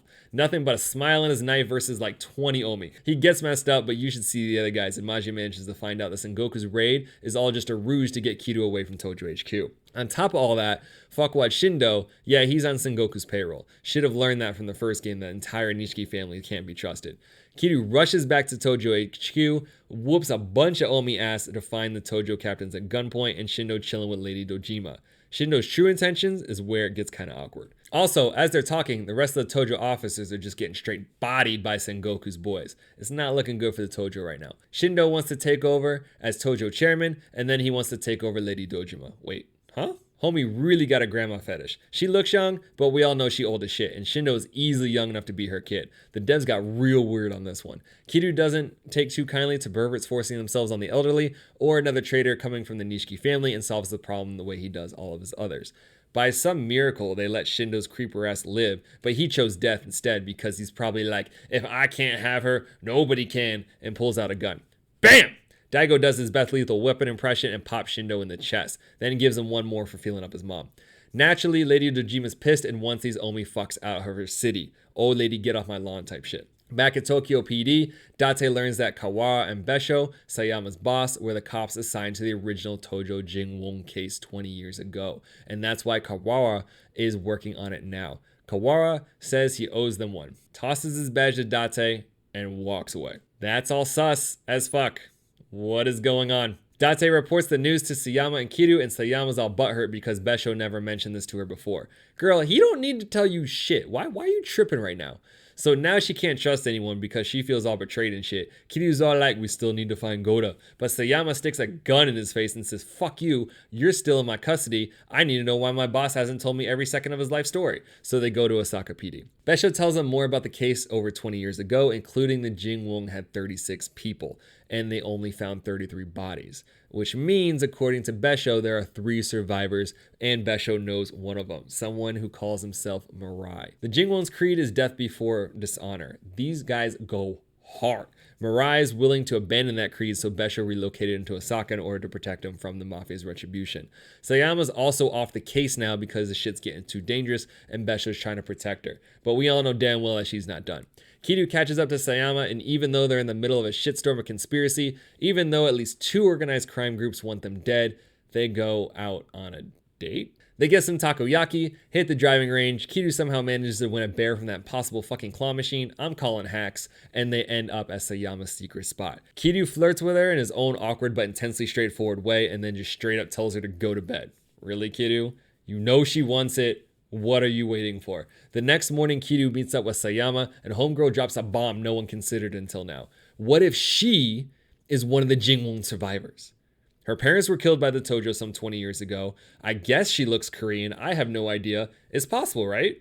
Maybe? After a long, unnecessary scavenger hunt, they finally find Mirai. He's all obsessed with Fate and Shoji, also not sure why he smokes like that. The other 2 survivors are Daijin Kim and Ying Minji. But the truth is, there were 2 more that survived the raid. The boss's wife and her child. No way. Is Sayama that child? Sayama is trying to figure out who killed the boss because that might be her daddy. Mirai doesn't know, but Kiryu does. What? Kiryu says Kazama did it because he was there. What? Before Kiryu can explain, the Jingwon show up. Kiryu whoops everyone's ass for interrupting their meeting. Mirai catches the knife with his stomach, and all the Jingwon kill themselves. You know the whole death before dishonor thing. Kiryu finally gets a chance to explain that night. His babyface wanted to talk to Kazuma, but couldn't. He knew something was off and decided to chase after a Yakuza hitman because that's a great idea. Lil Kiryu ran on foot and chased a car across town. Must have been in better shape than we all thought. And when he finally gets there, he finds Kazuma was actually trying to make a deal with the Jingwon to let them live until Kiryu's dumbass attacked the boss. Bossman tries to shoot Kiryu because he thinks Kazuma betrayed him, and Kazuma has to shoot Bossman now because he's trying to protect Kiryu. Yep, another Yakuza shitstorm because someone had to do something stupid. Should have stayed home, little Kiryu. Sayama dips after hearing the story because she still thinks Jingwon Bossman is her daddy, and Kiryu just sits there thinking. Literally all day. It starts raining, he's still thinking. Homeless man breaks Kiryu's concentration, then breaks Kiryu's gut. Our man's just got fucking shanked. And that's one of those long ass Japanese knives too, not that pussy pocket knife stuff that you see in the States. Because Kiryu's a real one, he just rips the knife out and starts walking. He doesn't go to the hospital or a clinic or any other specialized healthcare facility. He goes to the same bar he brought Sayama to when she got shot. By the way, the fuck is Kawawa doing at this bar? While Kiryu's getting patched up, Sengoku, Ryuji, and Takashima are all talking. Ryuji says the Koreans are going AWOL from the plan and doing shit on their own. Sengoku kidnapped Haruka, and they're both doing all of this to try to claim the Omi chairman position. Kiryu wakes up, and he's not doing great. I mean, he just got stabbed with a foot-long knife. Not sure why he's even still alive at this point. Bar lady gives Kiryu a letter. When the homeless guy stabbed him, he slipped it in his pocket. Sengoku tells Kiryu he kidnapped Haruka. So Kiryu is now going to Osaka Castle. With a fresh stab wound in his gut, Kiryu beats down a bunch of Omi, a handful of samurai, some ninjas, and a couple of tigers. Fucking tigers. But Kiryu's too real and bonks that bitch on the head. It's over. After all of that, Kiryu finally chases Sengoku back to his office where Ryuji is waiting. Ryuji mad because Sengoku's trying to take his shitty sideburns look and slices that man with a katana. Finally! I hate that mouse looking fuck. Then he proceeds to kick his ass off the building because stealing a child is low. I mean, Ryuji's an asshole, but I guess he has some morals. Before leaving, Ryuji reminds Kiryu the day after tomorrow they're coming for Kamurocho. So after all of that, Kiryu's fresh stab wound finally starts to bother him. Adrenaline is a crazy thing, and Sayama randomly shows up as well to take him back home. The fuck is Kawawa doing at the top of this castle? And how did he get there with literally no one noticing? I don't see no grapple hook. Back at the bar, Kiryu gets patched up and bar lady left a note for Sayama. Her dad is still alive. What? So Jingwon boss is not her daddy. Then who is? Even though the Omi are about to invade Kamurocho, Kiryu still has time to kill, so he decides to take Haruka out for some fun. This time he didn't go to a gambling den or a brothel like the last game, but Uncle Kaz does try to sell Haruka to a talent agent until she told him to fuck off. I mean, his heart's in the right place as he's trying to protect her from all the Yakuza bullshit, but come on, dude. At least consult her first. Back at the bar, Kiryu gets a call from Kurohashi, the foreign affairs detective. Oh shit. 26 years ago, his name was Youngmin Ji. He's one of the Jingwon survivors. He's captured Date and wants Kiryu and Sayama at the Millennium Tower or they're going to blow that bitch up for real. Meanwhile, Kawawa, Bar Lady, and Besho are in cahoots and Kawawa says he's been hunting them down for 26 years. Hunting who? Kiryu and Sayama get to Millennium Tower, Date and the Florist crew are tied up, and the Jingwon rigged a bomb to blow. Kurohashi tries to get Sayama to join the Jingwon because she has their blood, but then they get interrupted by Kawawa. Apparently, Kawawa been trailing Kurohashi since he joined the force and puts his gun to Kurohashi's head, and Kurohashi asks Kawawa if he could kill a man with his daughter watching. Wait, he talking about Sayama? Yes, he is. Kawawa and the Jingwon boss's wife got together and popped out Sayama. During all the commotion, Kawawa gets popped 3 times by Kurohashi. One thing leads to another, leads to Kiryu getting involved and beating everyone up again. And right when Kurohashi is about to shoot Sayama, Kawawa somehow manages to get up and catch a 4th bullet. It only takes 1 to kill Kurohashi though. So instead of calling an ambulance or trying to help Kawawa, because he has 4 bullets in him, everyone gathers around to hear Sayama's origin story. The woman from the very first cutscene is the Jingwon's boss's wife. After slapping sense into her, Kawawa saved her and her child. He helped her get back on her feet and ended up having a child together, Sayama. Kawawa got assigned to another department for a year and Sayama's mother was murdered by Jingwon while he was gone. That's when Kawawa snapped and set out to kill every Jingwon in Japan, which is why he shot all the illegal immigrants, including the murders Date witnessed. This wasn't just revenge though, he was also trying to protect Sayama because she automatically falls under the creed if she has Jingwon blood, meaning if she doesn't join the cause, they'll kill her. A little fucked up. Before dying, Sayama's mother gave her to the bar lady to try to protect her, and Sayama learned about her parents' connection to the Tojo when she heard the conversation between bar lady and Kawawa. After a final touching daughter-daddy moment, Kawawa finally passes. Real talk though, an ambulance could have been showed up. That was a long-ass flashback. Well, the florist's office in Millennium Tower is totally fucked, so he's back underground. Good news is he traded his shitty police uniform and is back showing off all the goods in his power rope. Ryuju's on his way to Kamurocho and Takashima is chilling saying it's gonna go according to plan.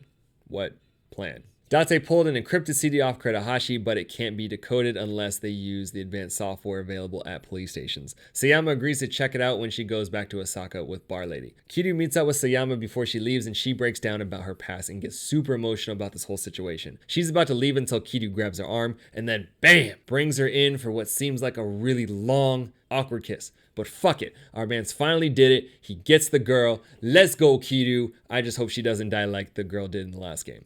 Kiryu then goes to the clinic where Kazuki got fixed up. I know, I almost completely forgot about him too. Apparently Kazuki's been locked up for 6 months and no one noticed. Yuya's right-hand man really fucked up on that one. While kidnapped, Kazuki says the Jing won't plan on destroying the city, and there's one bomb for each brother they lost 26 years ago. Date goes to inform the police while Kiryu goes to inform the Tojo. After hearing the situation, Daigo finally pulls the stick out of his ass and decides to lead the Tojo against the Goryu, and can tell he's serious because he took his shirt off for the speech. Kiryu gets a call from the florist, and when he gets there, Date says the cops are refusing to help because it's all speculation. There goes Tokyo PD being fucking useless. Again. They don't even know where the bombs are because Kurohashi destroyed the florist's equipment until Majima shows up. After beating the shit out of a marble desk with his head, thank God for hard hats I guess, Majima gets the elevator thing to work and shows how he was able to maintain the florist's underground network. Kiryu tells Daigo to go get the Tojo clan to find all the bombs and he'll take care of the entire Goryu clan by himself. Kiryu gets a call from Yuya at Stardust. The Goryu have already started their raid and are fucking everything up. Kiryu takes down another group of Omi in front of Ryuji, and instead of just cutting him down and ending it, he takes the honorable route and says that it's not how he wants to become the one dragon. Ryuji also mentions that he wants the Tojo to disarm all the bombs because why would he want to burn down a city he aims to rule? Makes sense, I guess. At this point, the Jingwon are off the rails and doing their own revenge thing. Ryuji will be waiting for Kiryu at the town's highest point. That is where they will decide who the one true dragon is. Daigo shows up and says the Tojo took out all the bombs, minus the last one that Majima is currently defusing, in the most Majima way possible. Back in Osaka, Sayama is decrypting the CD and finds out some shit, but we don't know what that is yet. But Date does. He made a copy and asked Sudo to decrypt it as well. They are Ryuji Goda's records, and he has the same mother as Sayama. What? This means he's Jing Wong, but does he know? Was the child homegirl almost yeeted out the window in the first scene him? Sayama's being sus because she tells Date and Kiryu she couldn't crack the CD, you fucking liar. Also, she tries to convince Kiryu not to fight Ryuji, but she's being all cryptic about it. Then she finally convinces him to go to Tokyo PD to talk to Besho, but when Kiryu shows up, it's just a laptop. It's a recording of Sayama. She knows she's Ryuji's half-sister, she knows Ryuji's the baby that Kawawa rescued, and she's going to try to talk sense into Ryuji. Kiryu's rightfully upset because another girl he is falling in love with is about to do something stupid and kill herself, so he rushes off to find Ryuji. Kiryu finally finds Sayama and Ryuji, and from this point forward, all kinds of shit goes down. Try to keep up. Ryuji has Goda. Man's just chilling in his chair. Sayama explains the whole story to Ryuji, and he's in complete disbelief until Goda corroborates the story. Goda met this mother by chance, heard her story, and took her in. Kawawa took the mother away when they got together. Before she left, Goda begged her to leave baby Ryuji because he became a son to Goda. Ryuji's all like, fuck that. Fuck the Jing Wong. Fuck revenge. I just want to be King Omi. Kiryu, come catch these hands. Ironically, Ryuji catches these hands and Kiryu's head. GG's, we win. Not quite. Who the fuck is this? No fucking way. Terada is alive? Everything that has happened up to this point was all part of Terada's plan that he'd been working on for 26 years. 26 years? You mean, oh shit. Terada is Daijin Kim, the final Jing Wong survivor. Terada faked his death in front of Kiryu in order to start the entire series of events that we've been talking about this entire video. Kiryu going to the Omi, Ryuji's coup, the Omu Tojo war, everything. Also, surprise, there's another bomb, and it's right there. Kiryu then calls Terada out on something he said 26 years ago when Lil Kiryu watched Kazuma spare Terada's life. But even after all of that, the creed is more important, so Terada takes out a fucking SMG, jumps Kiryu with his boys. Spoiler alert, Kiryu's power level's too high. GG's, we win. Not quite. Who the fuck just shot Kiryu? What the fuck is Takashima doing? Why did he just shoot Goda? Takashima's goals apparently mirrored the Jing Wongs. They both wanted the Tojo destroyed. But that's where it ends, and Takashima puts a fucking bullet in Terada. This guy gives zero fucks. But he gives plenty of bullets and puts a couple more in Goda as he explains wanting to be the next chairman of the Omi. Absorb the Tojo and use the Jing Wong to expand to the mainland. Goda's finally dead, but Terada takes a couple more bullets and somehow keeps talking. Seriously, these guys just won't die. I'm calling zombies. After saying this won't end as Takashima expects and asking Kiryu to trust him, Terada starts the bomb and finally dies. 10 minutes until the bomb blows everyone to hell. Even though he's dead, Takashima puts 4 more in Terada and 1 more in Kiryu. I guess no one was told that he had the infinite ammo cheat. Then he's about to put one in the back of Sayama's head until Ryuji gets up and shoots Takashima. Where did Ryuji get a gun? And why is he still conscious after getting that beating from Kiryu? Takashima then gets completely lit the fuck up. Kiryu and Ryuji are like, fuck that, we're not done. Sayama's all like, y'all two need to fucking chill. There's a goddamn bomb and that's about to blow. Ryuji sends her ass down the elevator because he's a good big brother all of a sudden. And with 2 bullets in each of them, Ryuji and Kiryu proceed to beat the shit out of each other again. Mind you, this is a pretty long fight. The bomb is still ticking and should have been gone off. Just saying. After Kiryu shows Ryuji who the true dragon is, Ryuji and Sayama have a touching brother-sister heart-to-heart, and no one thinks to call an ambulance or, I don't know, get away from the bomb that's about to blow. Clock is still ticking. Again, should have been blown, and Sudo and Date show up in a helicopter just like the last game. Again, Kiryu finds the right time to not be able to move. Mans can fight a giant like Ryuji with 2 bullet wounds in him, but can't walk to the elevator. Kiryu and Sayama make out a bunch in front of a bomb, 2 cops, and Haruka, and again, the helicopter proves completely fucking useless because all they do is shout at Kiryu a bunch and then fly away. Time ticks down, and black screen. The fuck? Are you serious? Almost, because after the credits roll, Haruka is praying at a grave, Terada's grave, and Kiryu is talking to Date. Could you imagine if they just ended on that black screen? I was so pissed that entire credit sequence thinking that was it. Man, fuck this game. Bomb ended up being a fake, like Terada said. You gotta trust him. And that's it. Polar opposite to the end of the last game. Our man's Kiryu is in a good place. He still has Haruka. He finally found a nice lady, and he doesn't need to deal with organized crime anymore. At least until Yakuza 3. For once, it looks like our man's Kiryu and Haruka are in a good spot. The sun's shining, there's a beach, and it looks like they're eating pretty well. For those of you that are confused by all the kids, Kiryu is now running his own orphanage. Remember, he was an orphan himself, and our man's has a heart of gold and wants to give back. Just when they're about to sit down for a good meal, some guy named Rikia shows up and says the boss has been shot. Not sure who that is, but I guess Kiryu cares because he's all like, what?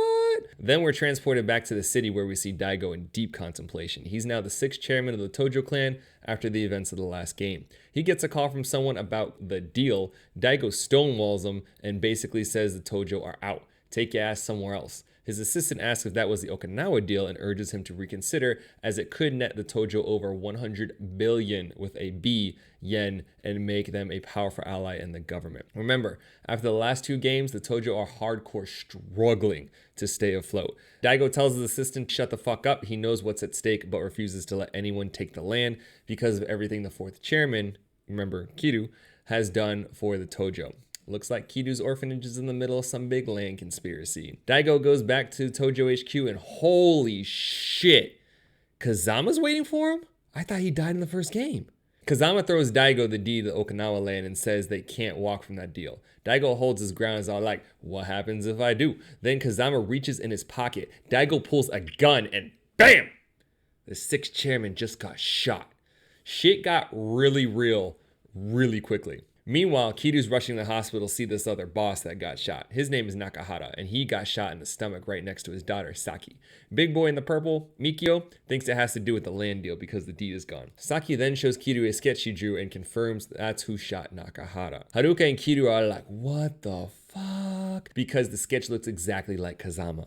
What is going on? Everything that just happened, kind of forget it, but hold on to it. The beginning of this game doesn't do a great job of time hopping, but everything moving forward is in chronological order. So now we flash back to 2007, right after the events of the last game. Even though they fell in love in the last game, Sayama and Kiryu decide to go their separate ways. He's going to run an orphanage, and she's continuing to pursue her career in America. Come on, dude. You finally found a girl that isn't dying, and you just ship her ass off to America?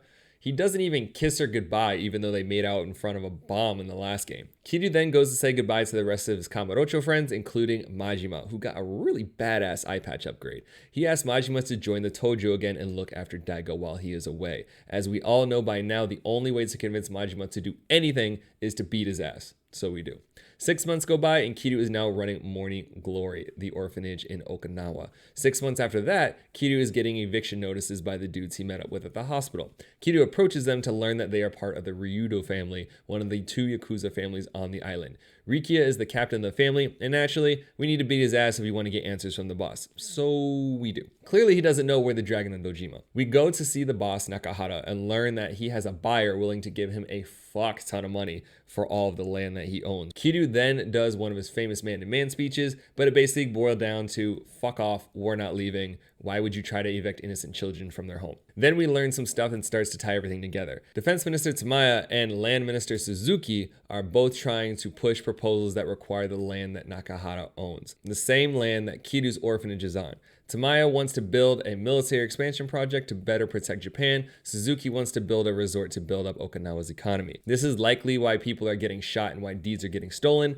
More on that later. At different points in the game, it does get annoying by making you do pointless quests that involve the orphan kids. This time, one of the kids is getting bullied, and one of the kids took one of the other kids' money for some reasons, whatever. Rikia then shows up asking Kiryu for help. Nakahara's gone off the deep end because his adopted daughter Saki went missing. Nakahara took her in because her parents are scum of the earth. She also doesn't speak because of her traumatic childhood. Kiryu gets a tip that she is likely taken by her mother and brought to the other gang's HQ. In the most Kiryu way possible, we make our way to Tamashiro, the gang's boss, and try to have a chat with him. Turns out Tamashiro just wanted the girls a bargaining chip over Nakahara. Kiryu beats Tamashiro's ass. We learn what a real piece of shit Saki's mother is, and Nakahara and Saki are reunited. After the incident, Nakahara asks Kiryu to be a sworn brother, and why is Daigo here? Tamashiro's family is officially under the Tojo umbrella, and they were going behind Daigo's back to buy and extort land for the resort deal. That's why Tamashiro took Saki to get Nakahara's deed. If the media found out the Yakuza were involved in either of these deals, both the base and the resort would fail, so Tamaya asked Daigo to intervene. Daigo explains that the military expansion and the resort are both linked, and the success or failure of one will mean the same fate for the other. We also meet Toma, Tamaya's secretary, who's hell-bent on getting the resort deal approved. He's an Okinawa native and wants to see his home flourish even though he's working for the military guy. 1 year later, we finally come full circle and we're back with Kiryu at the hospital. He gets a call from Kashiwagi, finds out Daigo's been shot, and now he's going back to Kamurocho. Seriously? He moved to a small island far away from Tokyo, and shit still finds a way to bring his ass back. Kiryu should have went to America with Sayama. But before we go back to Kamurocho, we need to do more stupid filler quests like get a dog and play baseball. Finally, we're back to Tokyo. And even though it has been years, not much has changed, especially since the second we show up, there's trouble going down to Stardust. We show up and some dude in nappy cornrows is trying to buy out Stardust. They're with the Nishikiyama family, and their current leader, Kanda, is preparing for war. Like, come on, dude. Why the fuck are they still in the Tojo? No one thought to excommunicate their asses after back-to-back patriarchs betrayed the clan. And now a third patriarch is going to make the same dumbass move. Stupid. Kiryu whoops everyone's ass, and before dude passes out, he mentions something about Kashiwagi dying. Naturally, this has Kiryu concerned, so he goes to talk to his old mentor. But on the way, he gets jumped by some men in black lookalikes. As we all know by now, they chose the wrong guy to jump, so guy then pulls out a gun, but the cop sirens end up scaring them off. We finally meet up with Kashiwagi, who tells us about the Tojo officers meeting that happened earlier that day. Kashiwagi wants Kiryu back to help restabilize the Tojo after Daigo's injury. Kanda, the guy who's trying to start a war, is naturally saying, fuck that. Mine, another officer who's far more level-headed, agrees with Kashiwagi. Hamazaki wants revenge for Daigo and doesn't agree with Kiryu coming back. The officers argue a bunch. Kanda basically gives away his plane to take over as chairman, so much for the element of surprise. And then Hamazaki calls out the final Tojo officer, our man's Majima. Because Majima is one of the baddest motherfuckers of all time, he basically says, do whatever you want, just stay off my fucking lawn. Then he just dips. Respect. As Kashiwagi and Kiryu are talking, the power to the entire building gets cut. Uh-oh. Then a helicopter flies up. Oh, shit. Then a fucking Gatling gun levels the entire office. Ba ba ba ba ba ba ba. Bullets everywhere. Somehow, Kiryu doesn't take a single hit, but Kashiwagi's all kinds of fucked up. In a pool of blood and broken glass with bullets all in his ass, Kashiwagi tells Kiryu that someone is working with Kazama, someone who's trying to push the Okinawa deal through, someone in the Tojo. Finally, Kashiwagi dies. Kiryu really cannot catch a break. Almost everyone he has grown up with or had some form of meaningful relationship has either left or is now dead. Because it's hard to miss a military-style attack chopper shoot up a building, the cops arrive fairly quickly, and Kiryu needs to dip. Kiryu runs into our old cop buddy Date, and why wouldn't they? Go to a bar. But not just any bar. Serena's back in business. Date is no longer a cop, he's a reporter now, and he's chasing a story that links the Tojo to the Okinawa deal. He offers to try to get some information on the Kazama lookalike, while Kiryu goes to confront their number one suspect, Kanda. On his way there, Kiryu runs into Rikyo? Even though Kiryu told him to keep his island ass on the island, he followed him to Kamurocho to get revenge for the boss. Lil Island Boy has no idea what he's about to get into in the big city. But I guess it was good timing because Kanda's holed up in some kind of couple's love hotel, and the only way you're getting in is by acting like a couple. If you ask me, Riki is way too into the performance.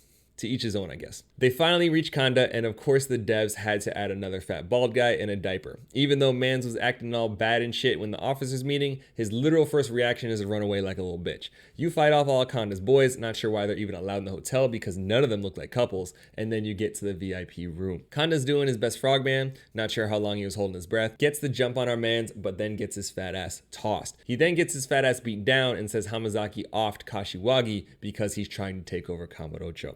Rikiya shows up, Kanda tries to pull a fast one, and BAM! Kiryu sits his ass down with a roundhouse that would make Chuck Norris proud. We then see Hamazaki talking about the Okinawa deal with Majima? Why is Majima on this? Hamazaki tells Majima to take care of Kiryu and walks out. Back at Serena, Rikiya is passed out because he can't handle city life. Date shows up saying they got an anonymous tip and shows Kiryu a picture of Majima meeting with Suzuki, the guy pushing the resort deal. Why is Majima going behind Daigo's back like this? Kiryu confronts Majima, who takes him to the Coliseum. Again, because Majima can't take a fucking hint, we need to beat his ass for the second time this game, probably the 1001st time this entire series so far. Remember, we still got 3 more games to do. So we do, and he takes us to see the florist, still rocking the power robes. I like it. Respect. While talking to the florist, Lau Ka Long is back from Yakuza 1 with a full mob. They're going after Rikiya. So even though they all have broadswords and spears, Kiryu decides to run through the streets of Kamurocho, punching the Snake Flower Triad until he gets to Rikiya and Lau. Probably because he's a Chinese kung fu stereotype, Lau has to do the unnecessary flip across the buildings to show Kiryu he's still cool, and then he tries to tell Kiryu he made an alliance with Hamazaki, literally only to get revenge on Kiryu. A little obsessive, if you ask me. Again, because stereotypes, he dances with the spear until we ultimately just kick his ass. But Kiryu can't get to Rikiya in time, and they're about to slice his head off, and bam, bam! What the fuck is Kazama doing here? Bam! Yeah. Lau's dead. Naturally, Kiryu calls the man out, like, who the fuck are you? And all homie has to say is, beautiful eyes, like I heard from my brother before. Wait, Kazama has a brother? And more importantly, of literally all the fucking things you could have said, you went with beautiful eyes.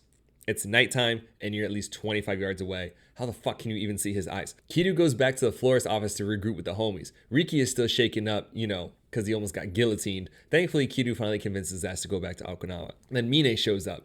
He apologized for the trouble he caused Kiryu and throws a big-ass briefcase on the table. One would think it'd be money, right? Wrong. Mine offers Kiryu Kanda's head? Apparently, Kanda was throwing a tantrum at Mine's office the prior night after Kiryu whooped his ass, and he's over here breaking all of Mine's stuff. Not sure why he thinks he can wear a suit without a shirt. He's not nearly as cool as the florist. Must be a fat Japanese guy thing. Anyway, Mine then proceeds to beat the hell out of Kanda, says he's outlived his usefulness, and Mine's boys then take Kanda's head. Mine also mentions that Hamazaki is likely out of the picture too. He was partnered with the Snake Flower Triad. The head of that branch, Lau, is now dead, and you can only imagine the wrath he's about to incur from the Chinese mainland. Mine then makes it very clear that he does not like Kiryu for some obscure misguided reason, and has every intention of continuing Daigo's legacy. Looks like he might be our next bad guy. Kiryu then gets a call from the defense minister Tamaya he wants to meet, and this is a big turning point for the game. Tamaya has the same goal as Kiryu. He too wants the resort deal to fall through. But that makes no sense. Wouldn't that mean the fall of the military expansion bill? Yes, it would, but that doesn't matter. Why wouldn't that matter? It doesn't matter because Tamaya never wanted to pass it in the first place. What? Tamaya never cared to build a military base. All he wanted to do was expose and destroy a secret black market arms syndicate called Black Monday, led by someone named Andre Richardson. So this man lied to his entire country, saying this base would have some top-level weapon system. Also, Black Monday would attempt to steal it. But a bill like that alone would never get public approval. I mean, it's not America. So to help push along, Tamaya actually suggested the resort deal to Suzuki, but now he needs it all stopped since they have the info they need on Black Monday. Tamaya also tells us that the Kazama we've been dealing with this whole time is very likely Joji Kazama, Shintaro Kazama's brother and a member of the CIA. Yes, Kiryu's mentor and father has a brother in the US Central Intelligence Agency. Devs were really reaching on this one. The CIA have been tracking Black Monday for years and are working with Tamaya to help draw them out. This is some classified espionage level shit right here, and everyone's been getting shot because these agents have direct orders to eliminate anything that could ruin the mission, including Nakahara not giving up the deed or Daigo not going through with the plan. Kashiwagi getting turned into Swiss cheese? That was the CIA. Kiryu getting jumped by the men in black? Those were also CIA. However, this information isn't free and Tamaya needs a favor. He wants Kiryu to save Toma, the secretary that went with Daigo to Okinawa. The CIA put Toma on their hit list because he's learned all the secrets that Tamaya is currently telling Kiryu. Man knows too much, so he's got to go. But Tamaya can't warn Toma himself because Toma resigned and started working the resort deal. Remember, Toma's an Okinawa native and he wants his home to flourish, which is why he switched over. But wait, Hamazaki's MIA, Kanda's dead. Who's Toma working with? Fucking Mine is running the resort deal with Toma as he makes his push for the top of the Tojo. If Toma is kept safe, Tamaya promises he'll make sure the resort bill never passes. Kiryu's all hyped now, like, let's do it for the kids and their shitty quest lines, yeah! So we finish chatting with Tamaya and mad goons are waiting outside for Kiryu. They gotta be like 100 dudes out there, most of them have weapons, but Kiryu has hands, so fuck it, we start punching. When it seems like there's really no escape, who else but our man's Majima joins the party. His crazy ass rolls up in a dump truck, almost runs half of Suzuki's men over, and saves Kiryu in style. He got the paint job matching the pink leopard print curtain. Let's go, Majima. So we're back in Okinawa trying to find Toma, but first we have to do more stupid filler missions. We put on a wrestling show for some kid that got asthma but doesn't actually have asthma. Haruka's working with sketchy conmen to make money the orphanage never needed in the first place. One of the girls runs away because the other kids don't appreciate shit. Again, nothing relevant to the actual story, but it's all main quest line, unfortunately. So we track down Toma and he's chilling in the happiest place on earth. That's right, Disney's been lying to you this whole time. I'd also like to mention that if you didn't know, this game was made by Japanese devs because it's, you know, Yakuza, you'd probably figure it out once you learn they dedicated an entire minute to the dancing girl scene. I'm smelling some simps. Toma's hyped because he thinks he's pushing the resort deal through, but the hype quickly ends when Joji Kazama rolls up and pulls a gun on the man. Trigger starts getting pulled, Kiryu finds a way to run faster than Joji's finger can move, and Toma just shit his pants. Toma gets away, and naturally we need to fight Joji. Yakuza, civilian, CIA, it doesn't matter. Everyone can catch these hands, including Joji. Because we kicked his ass, he promises to leave Toma alone, and now we're friends. Funny how that works. Joji says the CIA just found out where Daigo's being held and he is afraid Mine has this information as well since he's working with Black Monday. Joji also wasn't the one who shot Daigo and Nakahara. It was his partner, the one who jumped Kiryu in the alley. Kiryu's ready to take the next flight out to Daigo when one of his kids shows up. The fuck is this kid doing in a strip club and how the hell did he even know Kiryu was here? But it's real bad though, because that fuck Tamashiro shot Rikia and Mikio. Mine slapped Haruka. Mikio took a sledgehammer to the spine and the head trying to save Dago's house. No way he's not dead. Nakahara couldn't do shit because he's old and recovering from a gunshot. And these assholes tore down the orphanage. It's fucked up. The really intense close-up tells you Kiryu's ready to fuck someone's day up and he rushes the morning glory. When he gets there, the place is completely leveled. Not sure why any of the neighbors haven't offered to help the orphans, but here we are, sitting on a tarp with literally nothing. Nakahara also got kidnapped by Tamashiro. Mikio must have put a lot of stat points into Vitality because there is no way he should be alive right now, but somehow he still is. Also, not sure why literally nobody has called an ambulance, the cops, or at least a taxi to get this guy some help. He's just laying there. Mikio says go save the boss, and Kiryu promises to. And then Mikio finally dies. Psych! After a brief black screen, Rikia gets a call and says Mikio is going to pull through. It's okay. I don't get it either. Thank God Mikio is okay, I guess, because now Kiryu can finally go get Nakahara back. For some reason, Tamashiro decided the abandoned bull ring would be a good place to set up his HQ, and his job right now is to keep Kiryu busy while Mine heads off to Daigo. Nakahara's thrown in the ring, and these bulls are ready to fuck him up. Rikia shows up even though Kiryu told his ass to stay with the kids, which he obviously didn't do, and on top of that, he brought Saki. Why would you bring a little girl to a gang hideout? At least he called the cops, but that pisses Tamashiro off, so he shoots the gun and that freaks out the bulls. Saki yells at her pops, telling him to watch out. This is a big deal, remember, because she's been mute since he adopted her. This is also a big deal because even though he got shot less than a week ago, this gives Nakahara the strength to take on a fucking bull with his bare hands. Then he tosses it like nothing. I did some extra research on this one, and the average adult bull weighs between 1,100 to 2,200 pounds. I'm calling bullshit. see what I did there? Nakahara fights 4 bulls, while Kiryu beats down the entire gang, including the gun-wielding Tamashiro. Everything seems to be on the up and up until Tamashiro reaches for his gun. You see, Kiryu didn't learn his lesson in Yakuza 1 when he left Shimano alive, and Tamashiro does the same last-ditch attempt to try to kill Kiryu. But oh shit! Rikia took the bullet straight to the chest. No way he's pulling a Mikio on this one. Tamashiro now has a clear shot on Kiryu, and bam! Joji put a clean one through Tamashiro's head. Rikyu does his deathbed speech and finally passes away. Kiryu strangely takes this death really hard. Kiryu, you only knew the guy for like a year, and now you're ugly crying worse than you did when Kazama, your father, or Yumi, your first love, died. Come on, dude. Last thing for Kiryu to do is to stop Mine, save Daigo, and end Black Monday. Okay, that's 3 things, but they're all in Kamurocho, so off we go. Why are we bringing Haruka? I swear, Kiryu's gonna get this girl killed. Kiryu wanted to see Kamurocho one last time with Haruka. He's worried he might not make it out of this one. But they didn't actually see Kamurocho though. He just drops her off at Sarana and then goes to Daigo's hospital. This whole game is one big facepalm. Joji tells Kiryu that the CIA is on his side, but they couldn't contact the couple of squads that already are making moves on Mine, so he should watch his back just in case. We get to the hospital, fight Mine's entire gang across 25 floors, and finally get to Daigo's room. But Daigo's not there. Just the same creepy CIA dude that looks like the bad guy in every 80s action movie ever. We must beat his ass in order to get to the roof where Daigo's currently being held. So we do. Finally, we made it. It's just Kiryu, Mine, and Daigo. Mine gives us some BS story about him being an orphan and how his experiences shaped him, how Daigo's the only person he's ever admired for those reasons, and how Daigo is good as dead, so he might as well kill him now. Kiryu does the whole hero speech, which just pisses Mine off, and we all learn that Mine really can't shoot. By now you should know what happens next. They do the cool shirt thing. Coincidentally, or not, the last boss in this game has a dragon tattoo, and Mine catches hands. Seriously, if I was a Yakuza in this universe and they tried to give me a dragon tattoo, I'd tell them to fuck off because I am not ready to fight Kiryu. Because Kiryu's hands have the power of enlightenment, Mine has changed perspective after getting his ass kicked, and everything is all cool now. Until the CIA squad shows up. But they're not CIA. Say what? Men in Black are actually Black Monday members and they're posing as CIA. And the 80s bad guy is actually their leader, Andre Richardson. Andre's ready to kill both of them because they know too much and he can just get another proxy to push the military deal forward, so he's good. Suddenly, Daigo decides to wake up, rolls off the bed, knows exactly where Mine's gun is, and lights up Black Monday. But he doesn't kill Andre though, who gets up and is about to kill everyone again until Mine rushes him down and puts him in a grapple.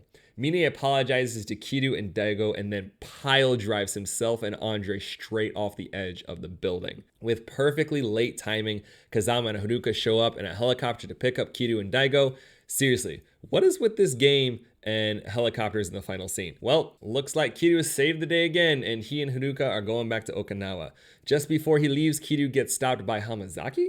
Hamazaki is now completely ruined since the Snake Flower Triad incident, homeless and everything. He blames Kiryu for his situation, but because Kiryu's a good dude, he offers to help him rebuild. But instead of shaking Kiryu's hand, Hamazaki straight stabs our man in broad daylight. Haruka's freaking out, Kiryu's bleeding on the street, black screen. Daigo got a new house, the kids got a new orphanage, and it looks like Kiryu's recovering okay from the stab wound. All's well that ends well, I guess, or at least until Yakuza 4. 1 year after the events of Yakuza 3, and for the first time in the entire series, we don't start as Kiryu. Instead, we are a moneylender named Akiyama. Magazine says there's a serial killer on the loose in Kamurocho, but fuck it, it's nap time. Hana-chan, his secretary, starts blowing up his phone and starts nagging him to do his job. His lazy ass needs to go do collections. On the way, he spots Kido, a member of the Kanemura family, a small faction in the Tojo Shibata family. Akiyama loaned money to the family, so he decides to check in. Turns out a couple of Uena Seiwa clan goons are at one of their bars causing trouble. Since the Kanemura are in the Tojo and the Ueno are cool with the Tojo, you'd think it'd be whatever, right?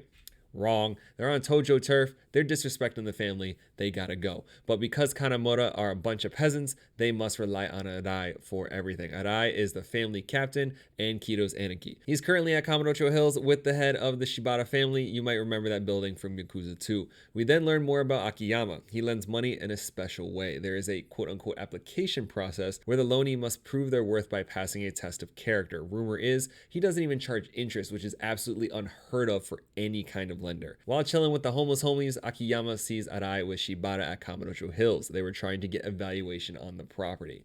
Arai gets a call about the Ueno thugs, but Akiyama somehow beats him there. Our guy smooth talks his way into pissing them off. They try some shit. Leopard print boy gets a bottle straight to the head, and a Hawaiian shirt guy gets his ass whooped and dropped the old-fashioned way. Arai shows up conveniently late, and you can tell Akiyama holds a lot of respect for Arai. They must have some kind of history.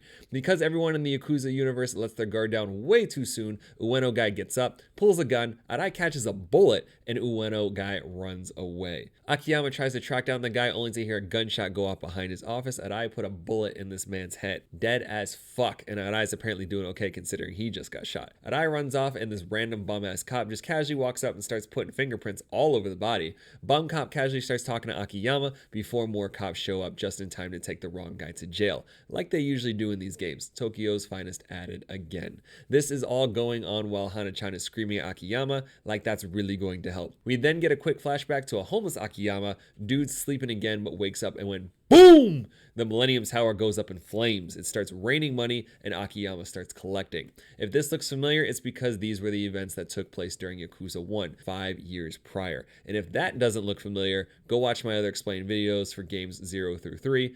I'll wait. No, I won't. Akiyama gets released from prison since Hana-chan witnessed everything, but he gets stopped by Detective Suguichi before leaving. Suguichi basically says stay away from the Kanemura-Ueno feud. Shit's getting real. Akiyama's all like, I do what I want. And then Suguichi mic drops after saying Kanemura's been killed. What? Akiyama gets back, then a mysterious woman in a trench coat shows up. Quick words to the wise, never trust the random chick in the suspicious trench coat. She used to work at a club called Drama Queen, and she wants 100 million yen within the next 10 days. One lump sum payment in cash, no guarantor, no collateral. It's a bold strategy, Cotton. Let's see if it pays off for him. Literally, any lender on this entire planet would be like, bitch, you crazy. But Akiyama isn't any lender. He says he'll do it if she can pass his test, and they'll discuss that the following day. Before she leaves, he asks her name. She gives him a fake name, Lily. You plan on giving this girl mad bread, untraceable, and she can't even give you her real name? This is way too sketchy, my dude. Akiyama gets a call and meets up with Kido. Kido's the one that found Kanemoto's body while looking for Arai. He was strolling into the HQ and there Kanemoto was, laying there on the couch, dead, with no shirt. Kido says the cops think it's a woman because he was missing a shirt, and he also had some lipstick stains on him. While they're talking, Shibata's goons show up and they're not happy about the Ueno incident. They catch these feet because Akiyama is a kicker, and right when it's all cool, Suguichi shows up. He's all like, I told your ass to stay out of it, get your ass in jail, but Akiyama said, fuck that, and he's out. The next day, Suguichi shows up at Sky Finance. Akiyama is going under 24-hour surveillance because this incident is getting too real thanks to Katsuragi, captain of the Ueno Seiwa clan. Daigo politely offers Katsuragi a pile of cash and Shibata's finger to make amends, but Katsuragi's not satisfied. Katsuragi says that he wants Arai's head or control of Majima's Kamurocho Hills project. For those of you that don't know, over time, Kamurocho Hills will be bringing in hundreds of billions of yen, way more than the price of some lieutenant from a random peasant Yakuza family. But the Ueno want equal retribution, and the only Tojo lieutenant left after Yakuza 3 is Majima. Everyone knows that Tojo won't give up Majima's head, so his project is the next option if they can't find Arai. Lily shows up mid-conversation and starts her test with Akiyama. He's going to teach her how to be a hostess at his club, and she must make 3 million in 3 days. After the first shift, we decide to take the sketchy girl that won't give us her real name and wants all of her money on a date. Really?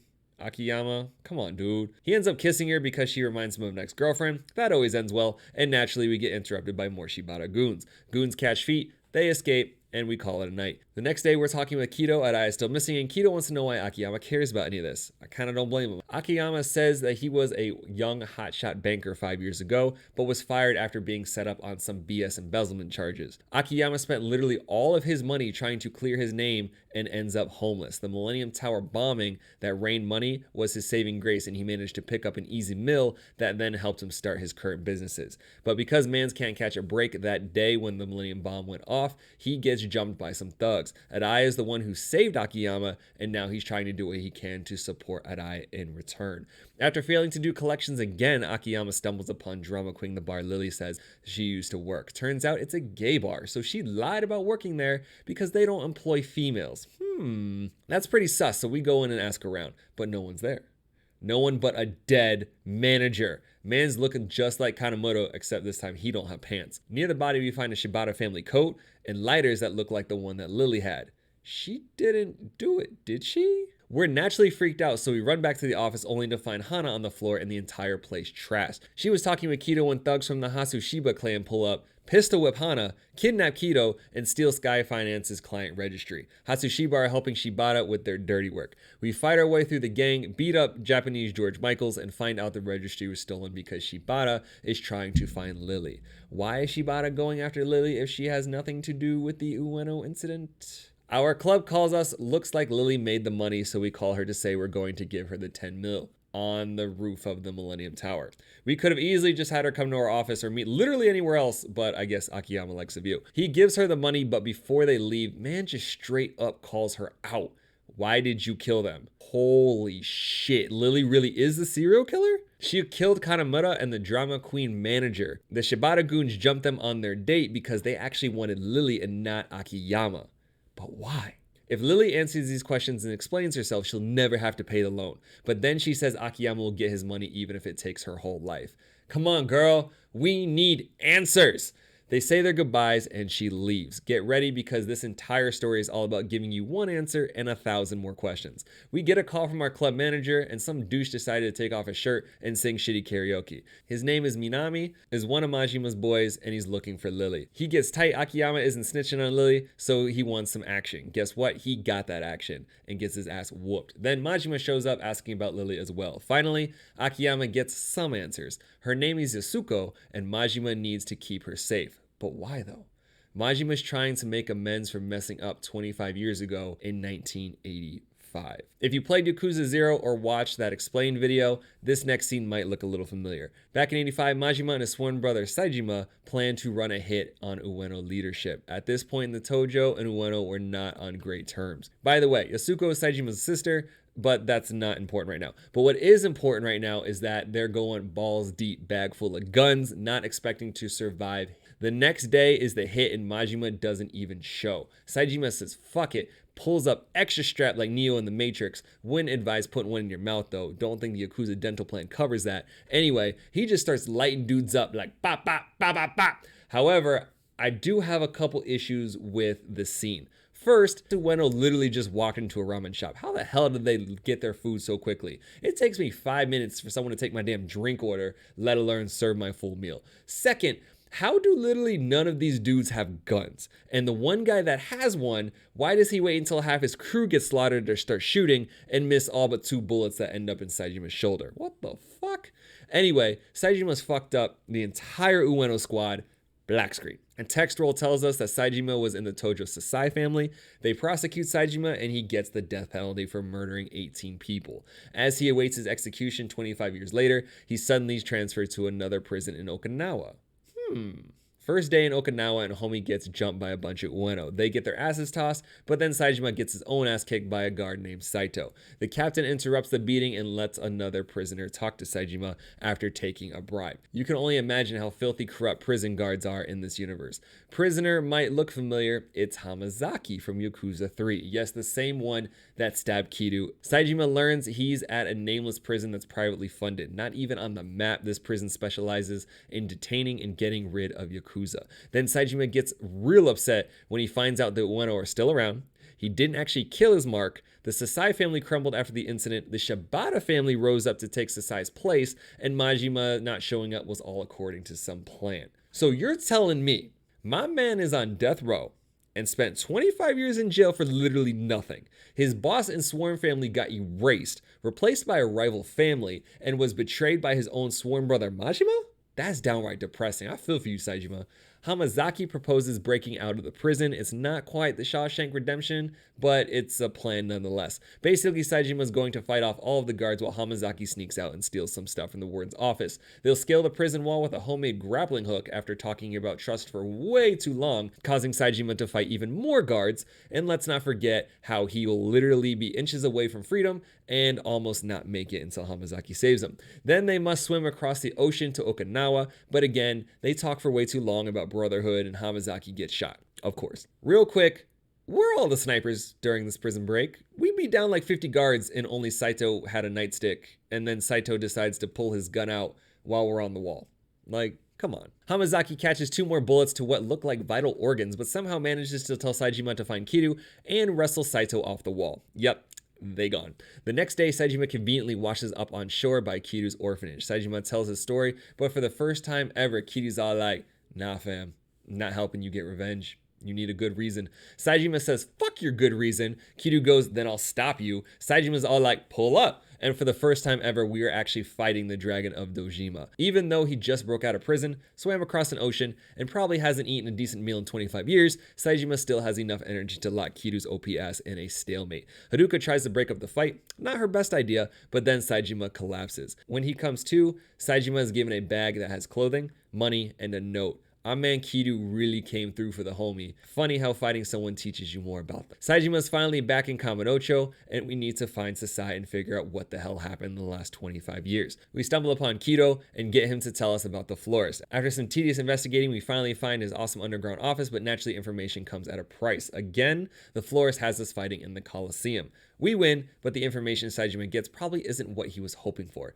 Sasai's all kinds of fucked up. He's been homeless and losing it ever since the Ueno hit. The only reason he's even alive right now is because Majima brought him in for protection. Saejima gets back to his hideout and Minami's waiting for him and says Majima's trying to meet. Saejima's still trying to figure out if Majima's betrayed him, so of course he's going. But before he leaves, Kido asks him if he regrets what he did 25 years ago. Saejima gives him a speech about Yakuza honor and duty, including his final lesson to young Kido, which was, you gotta go balls deep. To see Majima, Saejima had to fight off like 50 dudes, including Minami, and what does Majima do? Take him to the batting cages.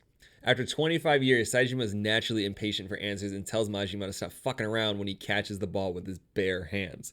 By now we know the only way to get Majima to talk about anything, we need to beat it out of him, so we do. Majima believes himself, Sasai, and Saejima were all set up by Shibata. On the day of the hit, Shibata tells Majima that he's not going. Shibata claims there's a traitor in the Ueno who's feeding information to Sasai, and this entire hit was orchestrated by them and not the Tojo. Their goal is to start a war, and then the traitors would smooth things over peacefully to move themselves up the ranks of their respective clans. However, we all know Sasai is crazy and homeless, which means Shibata is full of shit, which also means Shibata is working with the Ueno, which also means he might have had a hand in the bullshit that's going on present day.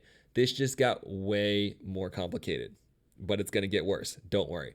Because Majima's a good dude, he's all like, fuck you, fuck that, I'm not sending my brother out there to die for nothing. Shibata sends like 20 guys to jump and detain Majima, who fights off most of them, but then ends up getting chained to a pole. The random goon starts talking shit. Badass Majima says he'd rather go blind than bound down to some bitch, so goon obliges the request and takes out Majima's eye. Silver lining, he gets to wear cool eye patches now. Remember Bum Cop from Akiyama's playthrough?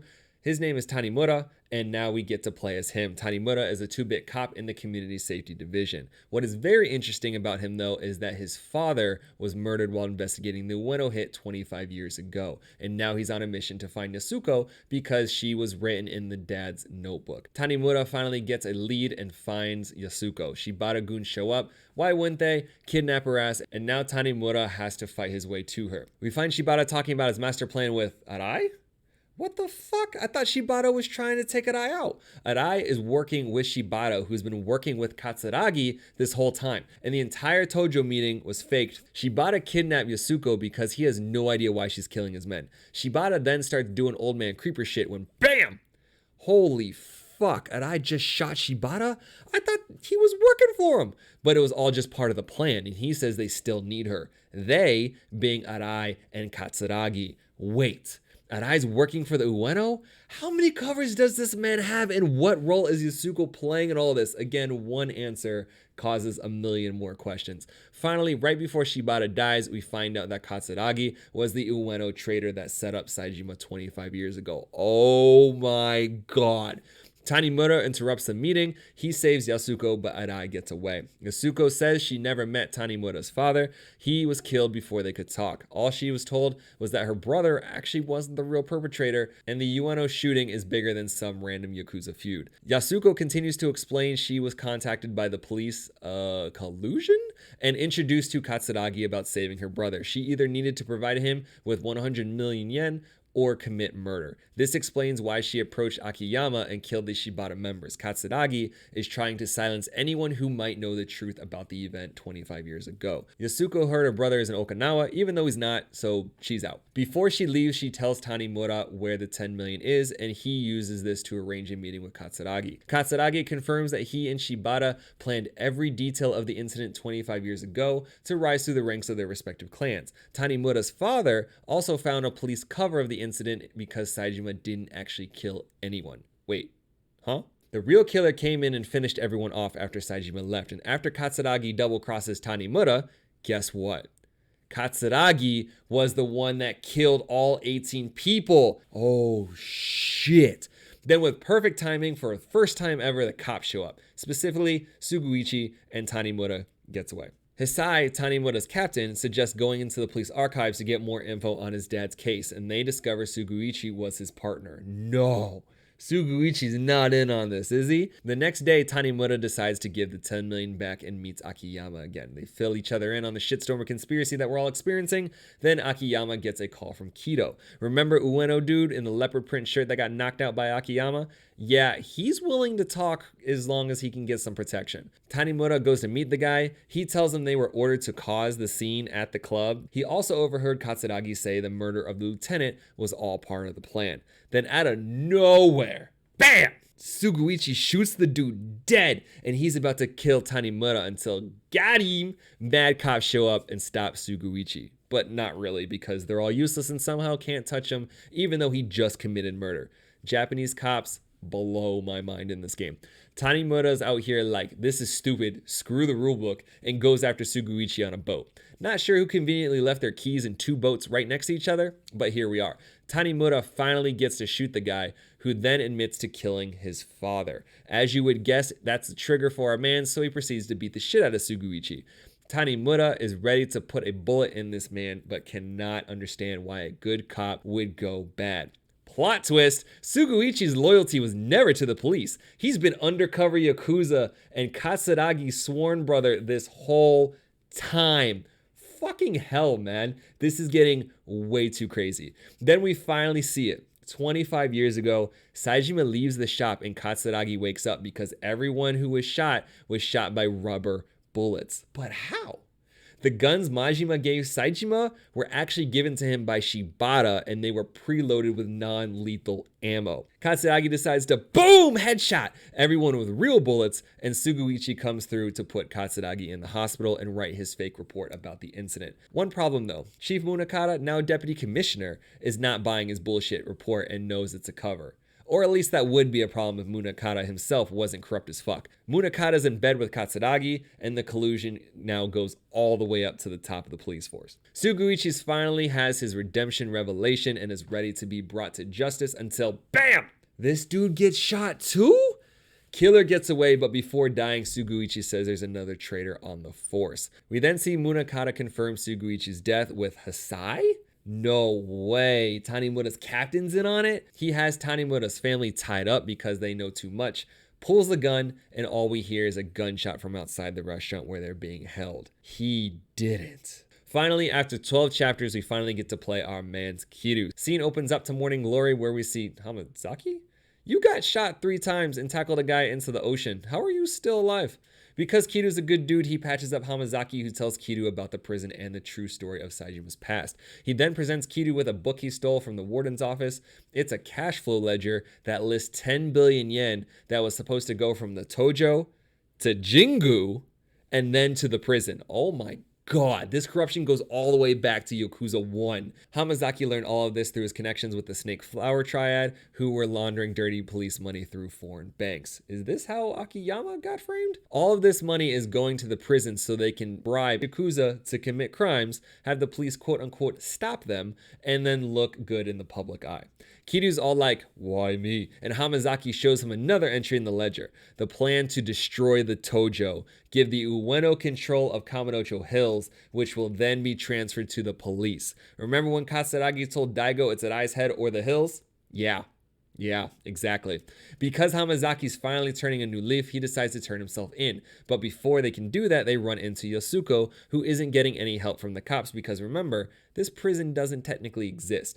They have a chat but get interrupted by Saito and the prison guards who are chasing Hamazaki. As always, Kiryu beats everyone down. He and Yasuko are headed to Kamurocho. Hamazaki stays to cover them but collapses from his wounds and ends up dying.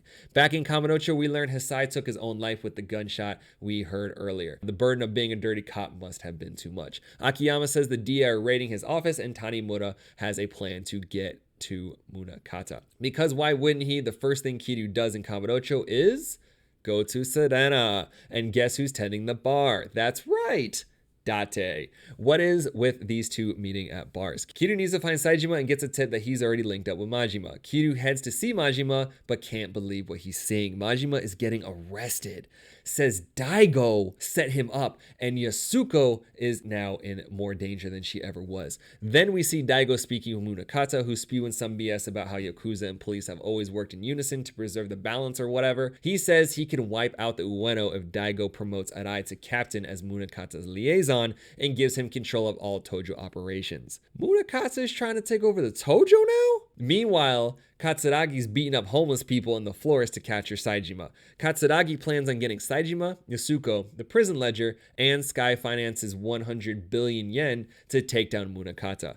How does he know Sky Finance is rolling like that? What is Kido doing working with Katsuragi?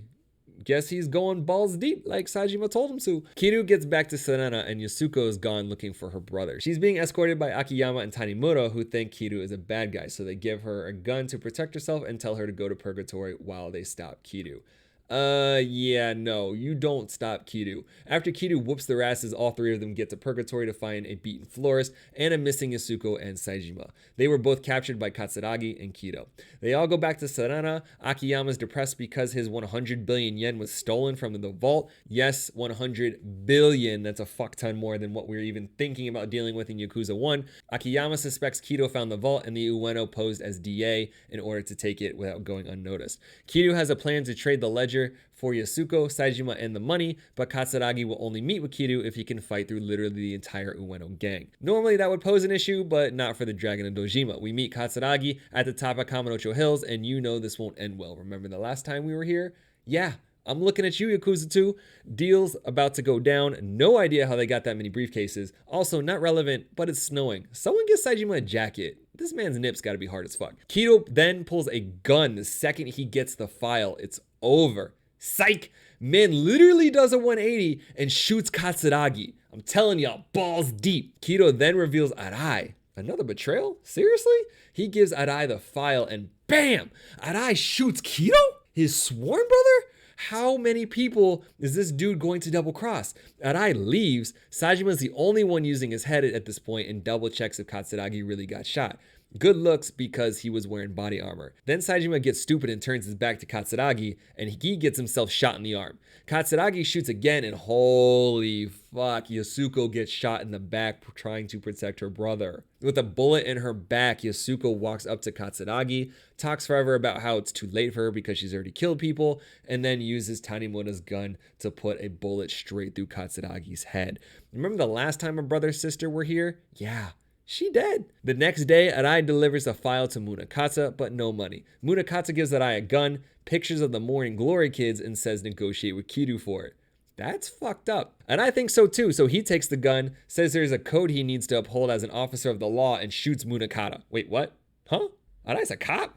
Kiryu and friends are gathered at Serena. Their plan is to bait all major players at once with Akiyama's money. They say one final goodbye to Yasuko and roll up in style to Millennium Tower. Apparently, Yakuza members are the only ones that know how to tie a tie. All 100 billion is chilling at the top of the tower. Don't ask me how they had time to get it up there and stack it so nicely. Daigo rolls up, and I calls him out for using Kido against him. Wait, what? Kido's been working for the Tojo this whole time? Arai knew that, and that's why he shot Kido earlier. Arai also accuses Daigo of selling out the Tojo for money. Daigo says he's justified as sacrifices must be made to financially support the Tojo. Because remember, they've been bleeding money ever since Yakuza 1. But what about you, Arai? Fake ass Yakuza police whipping boy? Hold up. Arai's not a whipping boy. Mance has been an undercover agent this whole time. He was originally sent by Munakata to seize control of the Tojo. But that all went to shit when Arai shot Munakata, and he is no longer a cop now. Arai needs the money so he can bring his version of quote-unquote justice to the world. But wait, there's more. Munakata's still alive? And he brought all of his boys with him. Remember when he gave Arai the gun that got him shot? Yeah, those were fake bullets too. He wants the money for the same reasons as always. Take over the Tojo, fund the prison, do the whole fake crime scheme. Munakata is about to light everyone up when a helicopter shows up. Seriously, what is with these games and a helicopter in the final scene? But this one pulls the most gangsta shit ever because the helicopter blows all the cash away. Our heroes roll up in style, and Akiyama said it best when he goes, everyone pick an ass to kick. Akiyama ends up kicking the shit out of Arai, Saejima tosses the shit out of Kido, Kido punches the shit out of Daigo again, and Tanimura finesses the shit out of Munakata and all of his men who have guns and knives. With the other three accepting their fate as what usually happens when you beat someone up in this game, Munakata is still convinced he can't be touched. Then another helicopter shows up, this time with Date and Sudo. They really like helicopters, and it starts raining newspapers. Date is still a journalist and wrote a whole story on Munakata's corruption, including a copy of the ledger's evidence. You're done, famo. In a desperate fit of rage, Munakata jumps toward a gun at his feet. Seriously, when will they learn? Get the damn gun away from the bad guy. Gun goes off and Akiyama gets shot. Oh no. Just kidding, he's fine. He's ironically saved by the same money that's made his life hell the last 5 years. Munakata gets handcuffed, but they still didn't move the fucking gun. Sometime later, he goes for it again, gun goes off. Black screen. 2 weeks later, a newspaper article says Munakata used the gun to off himself. Better than being a dirty cop in a prison, I guess. Akiyama and the now skinny Hana-chan go back to their old hijinks. Dante's back on the force with Tanimura, and Kiryu gets to oversee Saejima become the patriarch of his own family. About 2 years after the events of Yakuza 4 in a town called Fukuoka. Again, I'm not Japanese, please do not kill me for my pronunciation. There's going to be a lot of new and different names in this one. Daigo is having a meeting with Patriarch Madarame, head of the Yamagasa family. They're small and can't even afford real suits. Whole gang out here in red tracksuits like it's the 80s, looking like fake-ass Japanese bloods. Daigo wants an equal alliance even though the Yamagasa are nothing compared to the Tojo. Madarame needs to think about it, and he leaves. Daigo's left with his chief of headquarters, Aoyama, who offers Daigo a car, but Daigo's like, nah fam, I'm gonna walk around the city that has a rival Yakuza gang in it by myself. Daigo then walks up to a random taxi and demands that the driver, who has very familiar sideburns, gives him a ride. Daigo runs his mouth about how he and the current Omi chairman have a truce. The Omi chairman is dying and the 3 contenders for his spot all hate the Tojo and a war is likely to happen. The Tojo are going around trying to form alliances for the impending war. Eventually, taxi driver says, if you don't have a destination, get the fuck out my cab. Daigo leaves, but before he does, he's all like, I'm doing my best to walk this path, 4th chairman. Say, what? Kidding. We all knew that was Kiryu. But why the hell is he driving a cab? Where's Haruka? And where's the orphanage? Turns out Kiryu is living under a fake name, Suzuki, and his boss decides to take him out one night. They hit a hostess club, hang out with a pretty young thing named Mayumi, and what night would be complete without Kiryu beating the shit out of some punk-ass Yakuza members who are causing trouble for everyone. Clearly they don't know the Dragon of Dojima. Kiryu's back home scowling in the dark because that's what tough guys do, and hold up, Mayumi's home? Kiryu, you never told us you were hitting that. My fucking guy. Yeah, well, he's not, but they are living together for some reason. The next day at work, Kiryu is approached by 2 men from the Tojo. He's all like, leave me alone, I'm trying to dust my taxi, but they catch his attention when they drop Kiryu's real name. The skinny dude in charge is Morinaga, and the buff dumb one is Aizawa. They are supposed to be Daigo's bodyguards, but they clearly fucked up because they have no idea where he is and are trying to get information from Kiryu. They know Daigo was in Kiryu's cab before he disappeared. Kiryu says he doesn't know where Daigo is. Aizawa's all like, fuck you do. Kiryu then drops a dude like, get your bitch hands off me, and then they fight. You already know, Kiryu still has hands. Tojo guys catch them, and Kiryu walks off like, screw you guys, I told you I don't know, I'm gonna drive my taxi now. Then we get a scene 1 year prior in Okinawa. Kiryu's packed and leaving Morning Glory. Haruka's going to train to become an idol, and her manager says she'll cover all of Morning Glory's debt and expenses if Kiryu leaves to protect Haruka's image. Kiryu's had a rough couple of days, so he's chilling at the crib. His lady friend is making a nice meal, and these fucking Tojo guys show up to his place again. But oh damn, Morinaga's all kinds of messed up. Because Kiryu's a good dude, he helps him out. Still, no one knows where Daigo is, and Aoyama is filling in as active chairman for the Tojo. Before the homies leave, Morinaga stops to tell Kiryu a secret he knows about Mayumi. It's a secret because the game won't fucking tell us what it is, but Kiryu is clearly shaken up. How is she connected to all this? I need answers. Then Kiryu runs into a cop from Osaka looking into Daigo's disappearance. He thinks Watase, one of the Omi captains, kidnapped Daigo to stop the alliance with the Yamagasa family. Mr. Cop wants Kiryu to confront Watase before the Tojo bodyguards do, because if they do something stupid, that could spark a Tojo Omi war right there. Kiryu goes to see Watase. You immediately know he's cool because he wears sunglasses indoors and at night. Watase has no clue what Kiryu's talking about when he accuses him of kidnapping Daigo, but Kiryu doesn't believe his cool suit sunglass wearing bullshit. Watase sicks his boys on Kiryu to see if the dragon still has some fire. I don't know about fire, but he still has hands, and they all get the shit kicked out of them. Watase orders our man's the most expensive bottle on the menu for his trouble, and Kiryu breaks it all over Watase's suit in one swing. Kiryu's not fucking around, and Watase's definitely not getting that out of his nice-ass suit. Also, Watase isn't here for Daigo. He's actually here for Kiryu. He wants to persuade Kiryu back to the Tojo so he can have a real fight when the Omi and Tojo go to war. Turns out Watase thinks Daigo and the current generation of Yakuza are all little bitches, and beating the Tojo would be too easy unless Kiryu runs the clan. Gotta respect the man's resolve. Kiryu runs into Morinaga and Aizawa, and they head to the Yamagasa family HQ. Kiryu thinks Aoyama kidnapped Daigo so he could become the acting Tojo chairman. They find Aoyama. He just shot Madarame and then puts multiple bullets in Morinaga. This traitor as fuck is trying to ruin the equal alliance with the Yamagasa because he thinks this small family doesn't deserve it. Yamagasa captain runs in and thinks Kiryu's the one who did it, allowing Aoyama to get away. Aizawa takes Morinaga to the hospital while Kiryu beats the hell out of the Japanese Scarface. Kiryu manages to escape, but when he does, Aoyama is waiting for him and sets off a bomb he planted in the HQ. Boom! The whole HQ goes up in flames and Aoyama gets away. The next morning, Kiryu gets home and Mayumi gets butt naked. She wants some of that dragon, if you know what I'm saying. Any normal dude would be like, I bet. But Kiryu's not a normal dude. He's like, nah, girl, your titties ain't fooling me. Who hired you? As he starts to walk away, she says there's someone she wants him to meet and drops his real name. Who is this chick? She takes him to see Madarame? Madarame was wearing a vest last night, which saved his life after getting shot by Aoyama. Good thing too, because we get a ton of what the fuck level information that starts to make this whole thing way more complicated. Madarame says Daigo is the one that tipped him off on the betrayal. Daigo knew someone in the Tojo didn't want the alliance and disappeared on his own to keep out of danger. We are also told that Daigo was always suspicious of Aoyama, so he must not be the real traitor. Hold up. There's someone else involved? Then we find out Madarame sent Mayumi, his own daughter, to spy on Kiryu at the request of Daigo. Daigo wanted to make sure Kiryu was staying safe.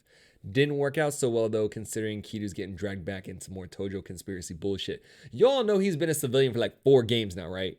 How does this keep happening to our mans? Finally, Madarame gives Kiryu a letter declaring the dissolvement of the Yamagasa family. He's trying to keep his boys safe before the Tojo Omi war breaks out. Kiryu delivers the letter to the Yamagasa captain, and Scarface is basically saying, fuck the family, we still need to avenge our boss no matter what happens. Kiryu then rips up the letter and says, I bet, but you're taking orders from me now. So much for staying out of it, huh, Kiryu? Scarface calls Aoyama and this man's whole clan out. It's old-fashioned brawl at the pier. Last man standing wins. Rep is everything in the Yakuza, so all the Tojo and Fukuoka show up and they're out here squaring up with bats and katanas. Shit's about to get real. Then Kiryu rolls up in his taxi. I really hope that company has property insurance, and he calls out the entire Tojo clan. None of you bitches know what it means to be a Yakuza, so I'm gonna beat that shit into you by myself. Kiryu not taking on the entire Tojo squad just to teach lessons. He's also protecting the Yamagasa family because no one can say anything if they get beat by a civilian. But war might break out if Yamagasa end up fighting the Tojo. Aoyama rolls up talking all kinds of shit and says he can't do that, and then BAM! Let's fucking go, Watase. He ducks the shit out of Aoyama and accepts the conditions on behalf of the Tojo. If Kiryu can beat down every last Tojo by himself, there won't be a war between the Tojo and Yamagasa. Kiryu's hyped because he's all like, if you want to die, bring it. And you start the most insane fight this entire franchise has dropped on you thus far. You fight off mad dudes with bats and swords and guns and fucking rocket launchers. Shit is crazy. You already know I was hyped. This right here was me streaming it.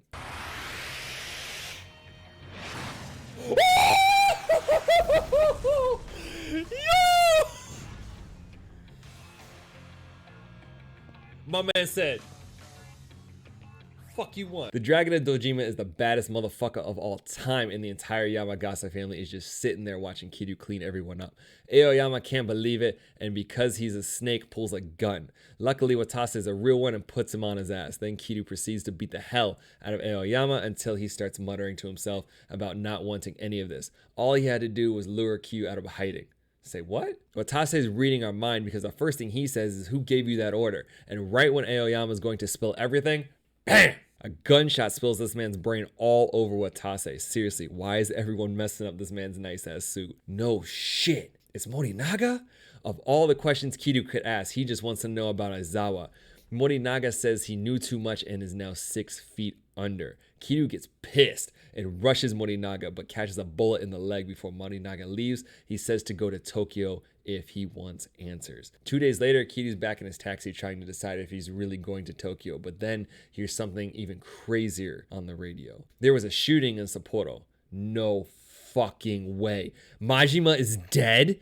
Kiryu's about to lose it, but you could probably guess where he's going next. Can't kick gas in Kamurocho without the same suit you've been wearing since Yakuza 1. I'm just saying. As if the game couldn't get any more complicated, now we're going to switch characters. So just like with Yakuza 0 and 4, forget everything that just happened, but don't actually forget it because it's all going to come together at some point. So now we switch over to Saejima and hop back in time a couple of years to events right after Yakuza 4. Saejima is enjoying a final meal and saying goodbye to everyone before he heads back to jail to serve out a couple-year sentence for breaking out of jail in Yakuza 4. Yes, he never killed anyone 25 years ago, but breaking out of jail is still legal, even though he did spend 25 years in jail wrongfully accused. I feel like he should be getting a free pass on this one.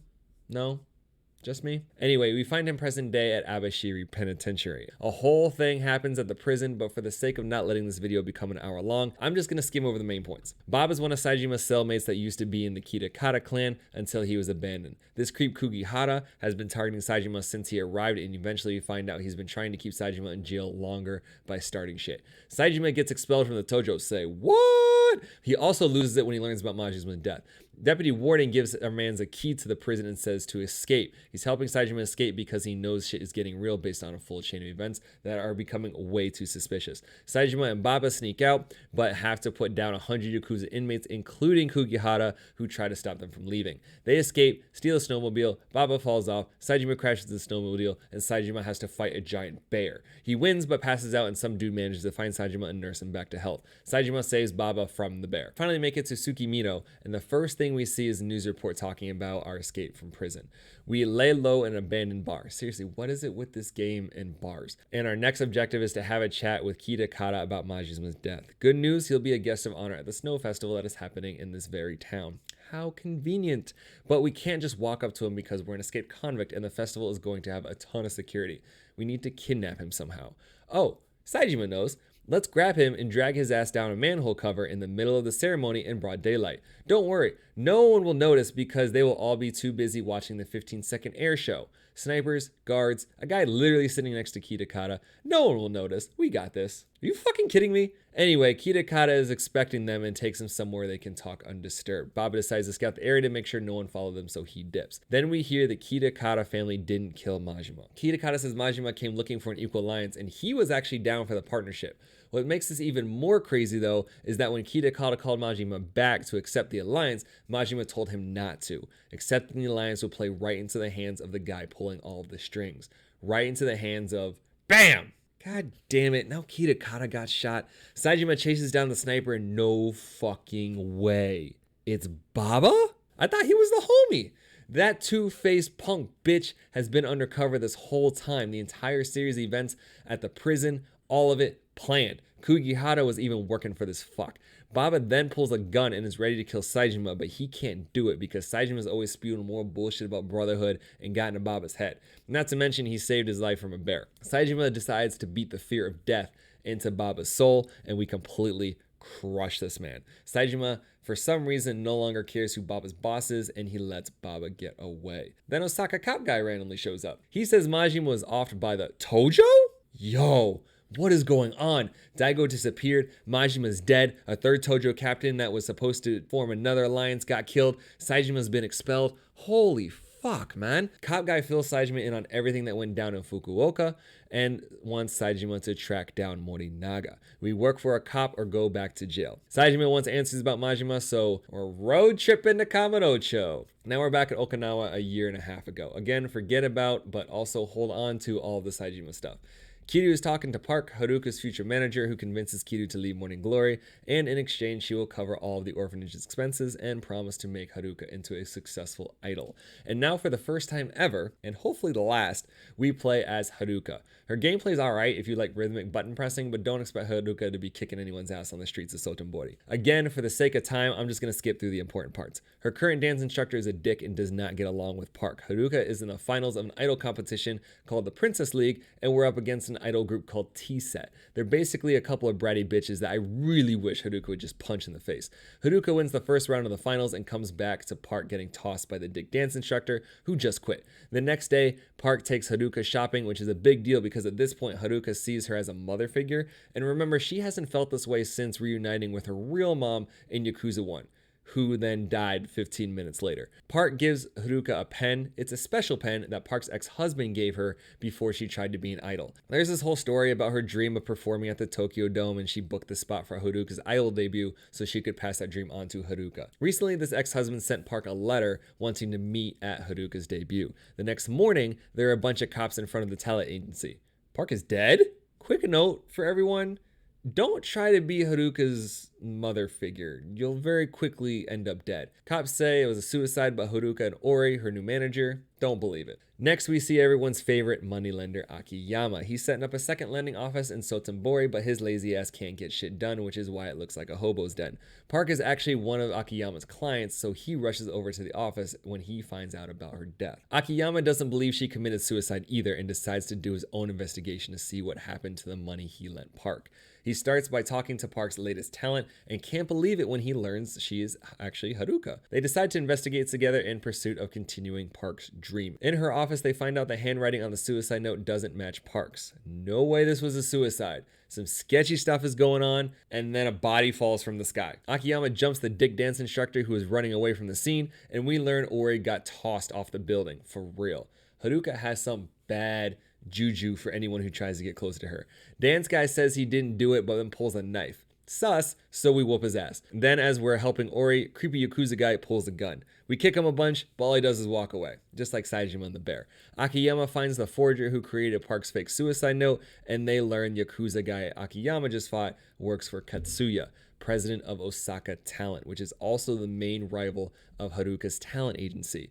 The web of conspiracy thickens. Haruka has to compete in the final round of the Princess League, and she dances those two scheming T-Set bitches off the stage and wins. Let's go, Haruka. Akiyama gets visited by a Osaka cop guy, learns the big Yakuza dude's name is Kanai, and he's the director of a powerful Omi family. Akiyama strolls into their HQ, starts whooping everyone's ass, but then gets a call saying Haruka's been kidnapped. Kanai wants the letter from Park's ex, but then homie gets straight decked by Katsuya? So he is Omi. Haruka conveniently passes out, and in the next scene we see Katsuya bring her back, confess his ties to the Omi, and apologize for Kanai's bullshit. Katsuya's singular objective right now is to track down Park's ex, but doesn't approve of the kidnapping. Hold up, why is Park's ex so important to the Omi? I'll tell you why. He's a top Tojo officer. He's Majima. Holy shit. You're telling me Majima was once married, and if they're looking for him, does that mean he's still alive? Haruka comes to and she gets a call from Katsuya. If she delivers a letter, he won't ruin Morning Glory and Kiryu. So Haruka goes to drop it off, but then gets jumped by Kanai and his gang. Akiyama, who is tailing her, swoops in to beat up Kanai, and he and Haruka head for Kamurocho to get ready for the big Tokyo Dome debut. At this point, Katsuya is pissed. All he had to do was meet Haruka alone and he would have the letter, but Kanai had to go and fuck it up. He chokes out Kanai, and now they are going to Kamurocho to get the letter and deal with Majima. Finally, we get to meet our last playable character, and he's a new one in this series and has an extremely convoluted story. Again, doing my best to have this make as much sense as possible while also keeping it to a reasonable time. His name is Shinada, and 15 years ago, he was a pro baseball player. During his first ever pro at bat, he smashed a home run to win the game for his team. We fast forward to present day, where he lives like a bum, has a mountain in debt, and works for a nightlife magazine where he writes reviews on sex clubs. Yes, he literally has quote-unquote experiences with the girls and writes reviews on it. I know, I know, the dream job. Man is really down on his luck until a not-so-mysterious man approaches him with a job offer that could pay off all of his debts. I won't spoil it, but remember the guy that went into hiding and no one knows where he went since a certain incident that happened in a certain town that Kiryu was also in? No? Okay, then I won't spoil it. He gets Shinada's attention when he says he could uncover the truth behind the home run that cost him everything. Then we get more background on what happened. Sawada, the pitcher of the other team, threw a fastball that Shinada read perfectly and blasted into the stands to win the game. After the game, Shinada got banned from the league for stealing signs and match fixing, which he definitely didn't do. He gets a lead about an ex-teammate and has to beat him up before getting any information. Shinada's entire team was on a huge sports betting and match fixing ring that was being orchestrated by the warring Omi and Tojo families. Shinada was new and had no idea, so they used him as a scapegoat while everyone else got away clean. That's fucked up. Like literally always, just when we're going to get more clarification, someone kills our source. At this point, I'm not even surprised. The next day, Shinada finds out about the Nagoya family, a mysterious group that operates from the shadows and managed to drive out the other Yakuza families following Shinada's framing. Shinada then gets a call from the hooker he wrote his last review on. She was captured and is being held in a warehouse. It's a trap, and he gets knocked out when he goes to rescue her. Can't trust those hoes. Shinada wakes up tied up, and overlooking him are a bunch of the townspeople. They received orders to take him out because he's been snooping too much, and then we learn the Nagoya family isn't what it seems. It's not a crime syndicate, but a neighborhood watch that was trying to drive the Yakuza out of their town by stopping the match fixing. They use the Nagoya name and mystery to keep other groups from taking over, and Shinada was just a pawn in their scheme 25 years ago. Right when they're about to kill Shinada, his loan shark busts in. Fire extinguished everyone's asses, and now they have to fight their way out of the area. I mean, the man has to protect his investment. After whooping everyone's ass, including another ex-teammate, we finally find out who's behind everything. Fujita, his old baseball manager? We then get a scene of Fujita who's on the phone saying Shinada will be disposed of and mentions a trade announcement. The next day, Shinada is reporting all of his findings to the mystery man, but Shinada isn't convinced the Nagoya family is the end-all be-all. He thinks there's another group that's even behind them controlling everything. Mystery guy thinks he knows who's pulling all the strings, but needs to talk to Fujita himself to find out. Shinada jumps up and says, "I'm going with you. Fujita's gonna hear from me." Mystery guy says no, and then reveals himself to Shinada. What? It's Daigo? Who saw that coming? I sure didn't. Ooh, big surprise, I guess. Daigo is hiding himself because he's being hunted, but also because he has history with Shinada. It's a whole thing that makes sense, but it's not pertinent to the main story, so for the sake of time, just know Daigo said things and tries to leave, but then BAM! Shinada rocks this dude out the door. He's pissed because the Yakuza robbed him of his dream, and now Yakuza are trying to give it back through shady means. Shinada has more pride than that. They argue whether Shinada is going after Fujita until Shinada is upset enough to do the shirt thing, but it's not as cool when he does it because he doesn't have a tattoo. It's Yakuza code that when one dude does the cool shirt thing, you have to as well and then fight him. So Daigo obliges, gets his ass beat, and agrees to bring Shinada to Tokyo to find Fujita. Before the train leaves, Shinada sees an article that Sawada, the pitcher that he hit the home run on, is being traded to Shinada's old pro team. This causes him to run out of the train and go to the stadium where Sawada is waiting for him. Sawada promised Fujita he would inherit the Nagoya family and get rid of Shinada. Sawada pulls a gun and says the Kuroha family of the Omi Alliance were using the Nagoya this whole time. The Nagoya family is just a puppet organization, and all but Sawada and Fujita don't even know the Kuroha exist. Sawada is about to pull the trigger, but then drops a baseball sign that Shinada recognizes. He dodges, and the bullet goes straight through the Omi standing behind Shinada. This clearly pisses all the other Omi off, so they try to jump the two baseball players. Why did he save Shinada? He wants to know how Shinada hit that home run 15 years ago. So man is willing to betray the whole Omi and fight off mad dudes just to get an answer. Yeah, sure, okay. After beating up all of the Omi, they don't decide to leave the scene. They play baseball. Shinada hits another home run, Sawada gets his answer, and now we're back to Fujita. He tells some mystery dude in a trench coat that he's going to send his confession to the newspapers and then catches a bullet straight through the head. What? Who just killed him? Welcome back to Kamurocho. This final section jumps around a lot. I really hope you've been paying attention because it's only going to get worse. So Kiryu's back. Hold up. Is that Baba? Baba tails Kiryu to an alley where he gets his ass kicked and Kiryu gets the full recap. We already know that Tojo went to 3 different cities to recruit families to defend against an Omi uprising, but we learned that Aoyama and Morinaga were actually Omi this entire time. The goal was to kill Tojo leadership, Daigo, Majima, as well as top Tojo figures like Kiryu and Saejima. That's why everyone's been lured to Kamurocho. There are 3 Omi vying for the throne since the chairman is dying: Watase, who Kiryu says wouldn't dirty his hands in this manner; Takachi, who died in Nagoya, so he's out; and the 3rd captain with the influence to pull these kinds of strings, Katsuya. Saejima is also in Kamurocho, where he starts to search for Morinaga. Who do you see when you're looking to find someone? That's right, everyone's favorite shirtless fat guy, the Florist. The Florist tells Saejima another person recently asked about Morinaga, and they pull up to the Coliseum to see Aizawa? He's alive? Aizawa's all messed up because his sworn brother abandoned him and he has no info. Saejima can sympathize with this, so instead of consoling the man, he proceeds to beat his ass. Still don't understand how fighting is so magical in this game, because somehow the ass kicking teaches Aizawa a moral lesson that none of us will ever understand, and because that fight was so impressive, the Florist actually decides to tell us the location of Morinaga. Morinaga is in the morgue. Aizawa's man's? Yeah, he's dead. Next, we're back in Fujita's office. Our favorite cop buddy Date is investigating the scene, and prints on the gun match Katsuya's. Damn, is he really the mastermind behind this whole thing? Watase hears Katsuya's doing sneaky stuff, and he gets his entire crew ready to rush Tokyo and take them out. Watase is not letting the snake pull everything right from underneath him.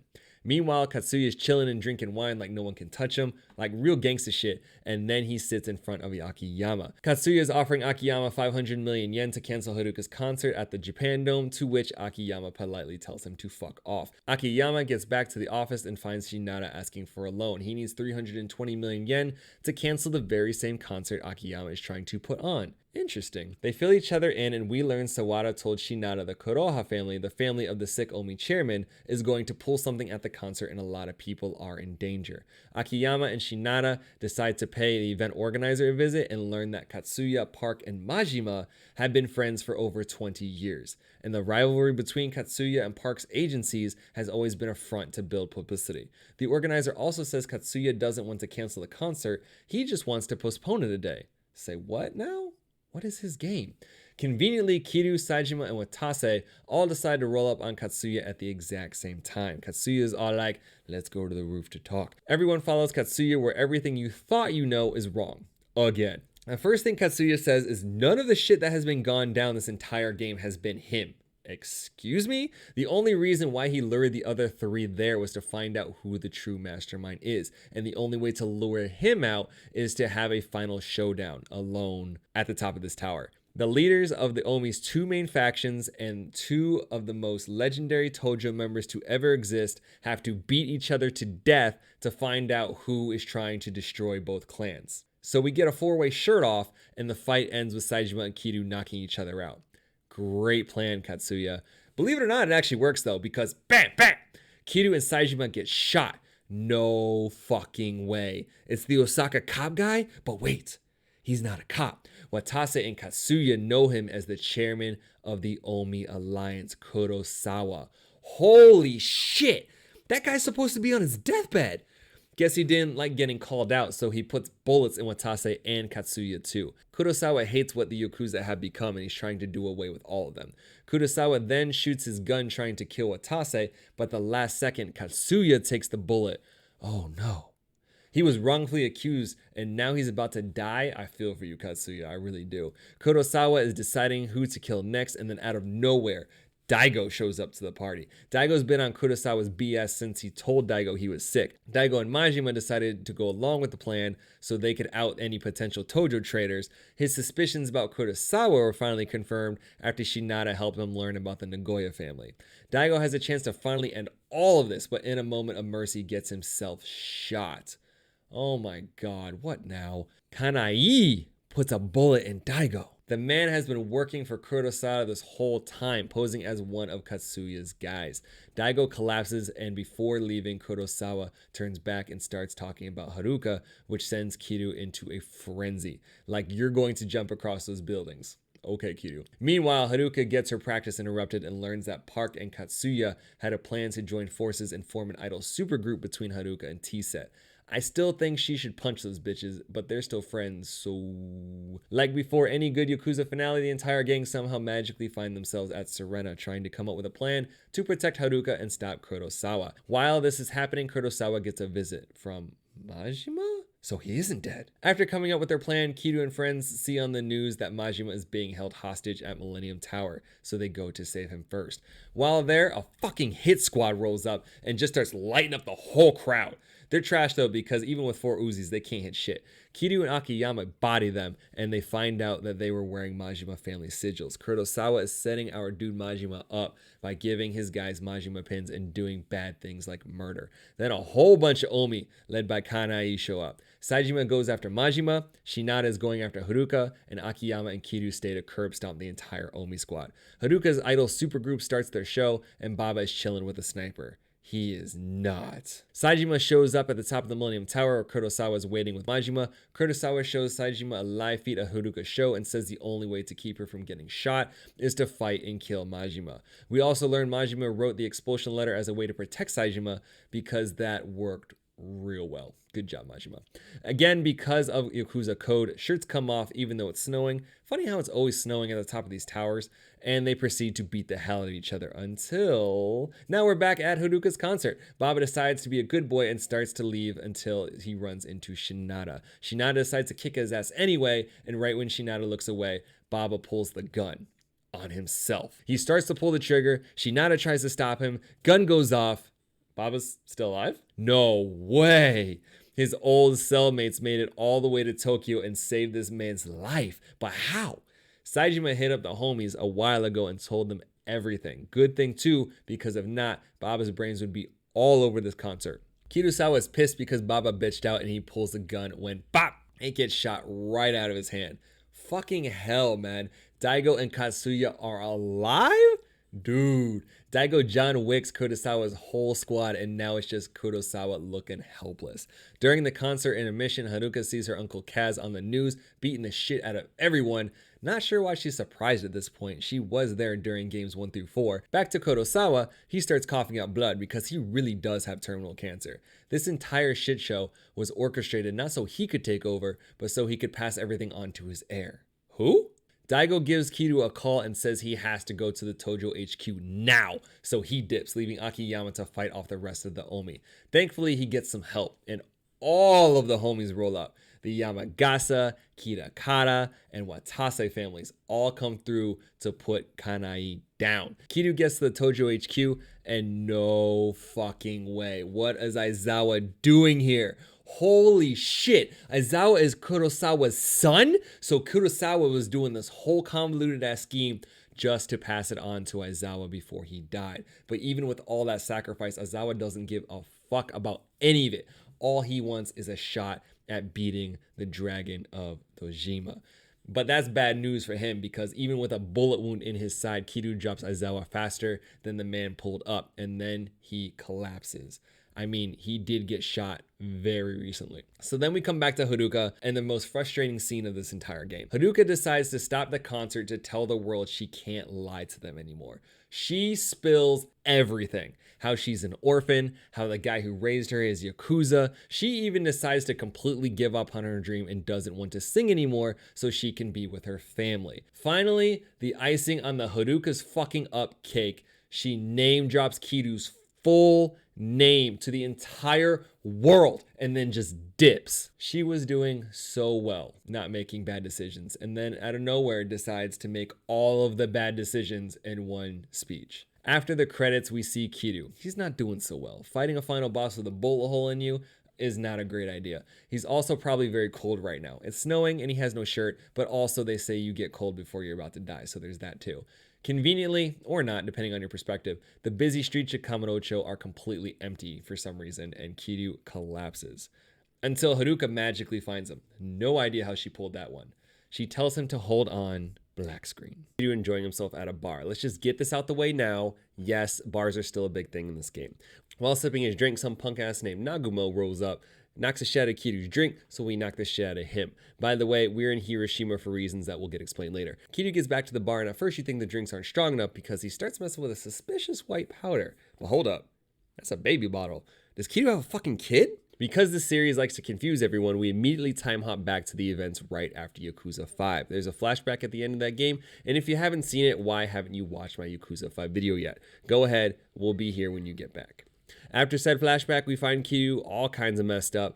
Taiga's going back to jail again. My man seriously cannot catch a break, and this time these dumbass cops take a step further by also arresting Kiryu. The man prevented a full-on Yakuza war, saved yo dumbass cops all kinds of hassle, and you're gonna throw him in jail? Japan's finest at it again. Kiryu's arrest is just the cops trying to save face after 7 games of pure incompetency.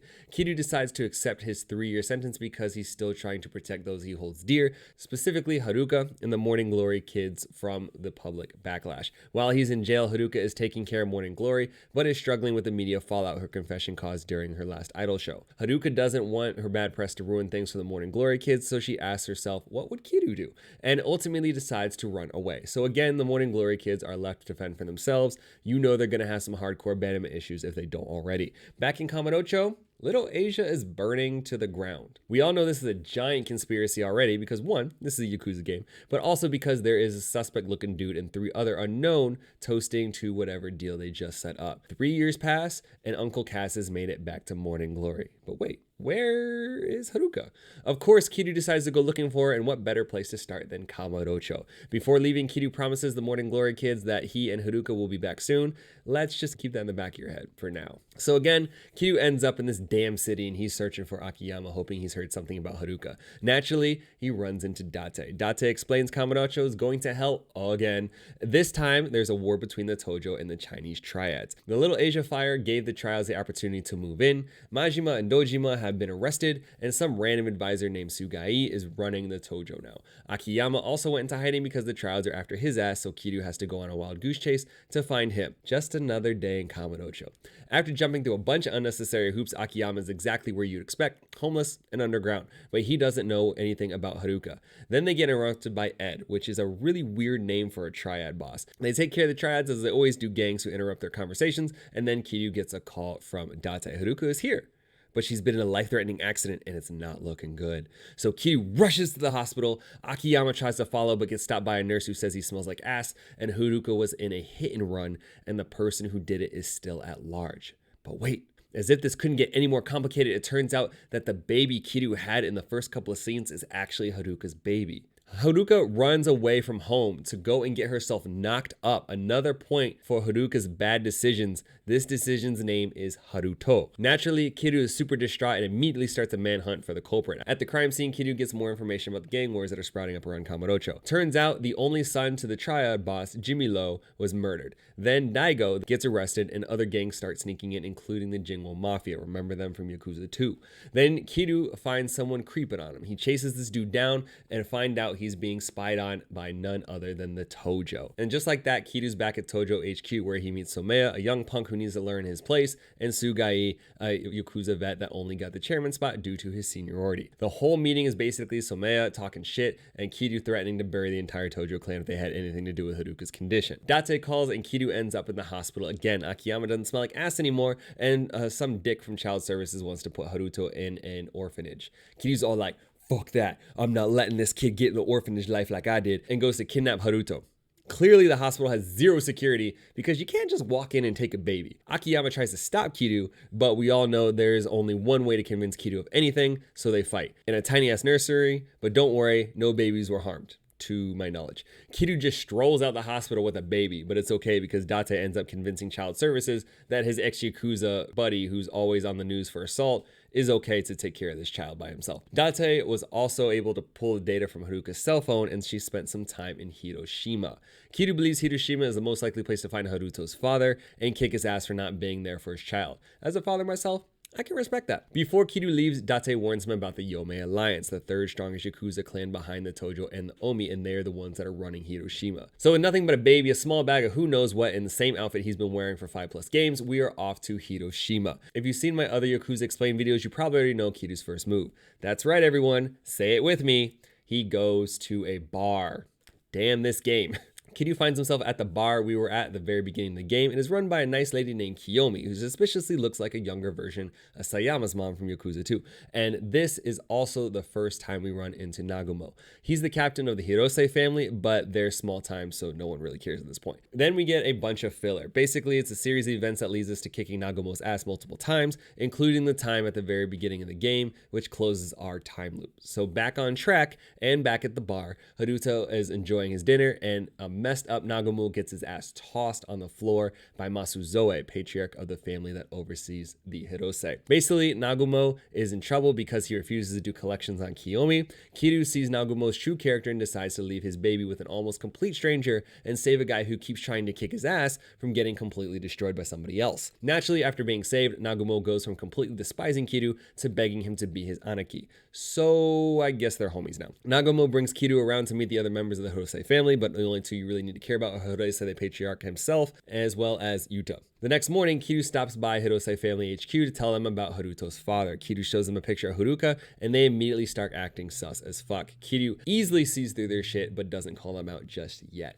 That night, Kiryu hears one of the Hirose fam got into some shit, so he tries to help. Outside the HQ, Masuzoe is waiting for Kiryu. He wants revenge for the ass beating he got earlier, but all he gets is just another ass beating. While Masuzoe is graveling like a little bitch, he gets interrupted by Koshimizu, captain of the Yomei Alliance, who knows exactly who Kiryu is and calls Nagumo out for knowing who Kiryu is as well. You're telling me this guy who has the balls to call Kiryu his Anaki has been lying to him this whole time? Much later, Nagumo shows up at Kiryu's place to apologize and come clean. The truth is, everyone knew who Haruka was, but it was clear that she was trying to escape her past. They didn't think it was their place to share information about someone who was trying to disappear. Unfortunately, Nagumo doesn't know anything about Haruka's father because it's likely that Haruka left Hiroshima around the time when she got pregnant. But you know who might know something?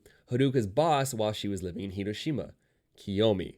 Say what? Kiyomi's been lying too? Who can we trust at this point? I'll tell you, no one. Well, maybe Date, but after that, no one. Or Akiyama too. But again, nobody else.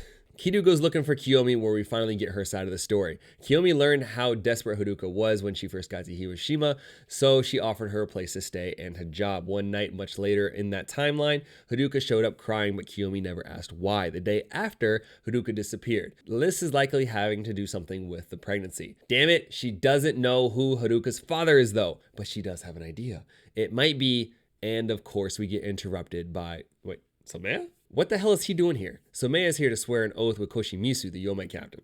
It's also clear that Kiyomi has some kind of history with Somea, but Kiryu can't worry about that now. He needs more information on Haruka.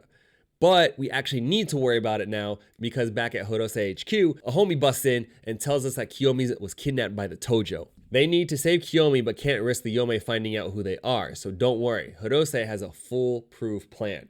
That's right, ski masks. Looking like Muppet Show rejects, they zoom up to the hotel, start busting everybody's ass, and make their way to the hotel bathhouse. Like an idiot, Nagumo walks in the sauna in pants, a big-ass coat, and a wool sock on his head. And even more like an idiot, when he finally realizes that the saunas are actually hot, he takes off the mask, revealing who he is. At this point, there's no reason to hide, so Kiryu takes his mask off, and that's where he finds Somea in the sauna. After Somea listens to himself talk for a while, he rips his towel off to distract Kiryu with his tiny dick and runs away. Fun fact, Somea is also a magician because I have no idea how the hell he just magically found another towel while he's running through this hotel. Kiryu chases Somea all the way to his room and then whoops his ass. Koshimizu walks in and then shows Kiryu the nice dinner that Kiyomi is currently enjoying. Very unkidnapped-like. Somea walks in and then says Kiyomi is his ex-wife. Huh? And she was invited to this dinner party as his guest. Also at this party is Kurusu, chairman of Iwami Shipbuilding and the Yomei Alliance. The Iwami group is basically a front for the Yomei. The chairman's son, Sueno Iwami, is also here. After all the effort it took to get to this point, Kurusu wants to talk somewhere else, so they leave their fancy dinner and get on a boat. Yup. A boat. Kurusu wants Kiryu to witness the oath between the Yomei and the Tojo, and Kiryu's stamp of approval might keep other groups like the Omi from revolting. After all the trouble it took to get Kiryu on this boat, he's like, nah, I'm good. Witness D's nuts. But in all reality, Kiryu is denying the request because Sugai is only a temporary chairman, and an oath without Daigo's permission would be an act of treason, even though Kiryu's a civilian. Kurusu's punk son tries to grow up here and says if you don't accept, we might have to go hit up the Omi. And Kiryu fires back like, I don't give a fuck what you do. I'm a civilian, bitch. Witness D's nuts. And that's it. They all get on a boat to settle absolutely nothing. Don't ask. I'm really not sure why I'm so fixated on the fact that they're on a boat. Just go with it. Anyway, after Kiryu gets off said boat, he heads to the Hirose family HQ, where we finally get to hear who Kiyomi thinks the father is. It might be Tatsukawa. Who is that? Good question. I don't know either, but Yuta does. Tatsukawa is an old friend of Yuta and used to be in the Hirose family. Kiyomi overheard him talking on the phone about getting rid of a baby right before Haruka disappeared. Last time anyone heard, Tatsukawa was in Kamurocho. Not the best lead, but it's the best Kiryu has, so guess where we're going. But before he leaves, we find out Kiyomi has even more secrets. Her and Somea have a kid. Huh? What else are you hiding, girl?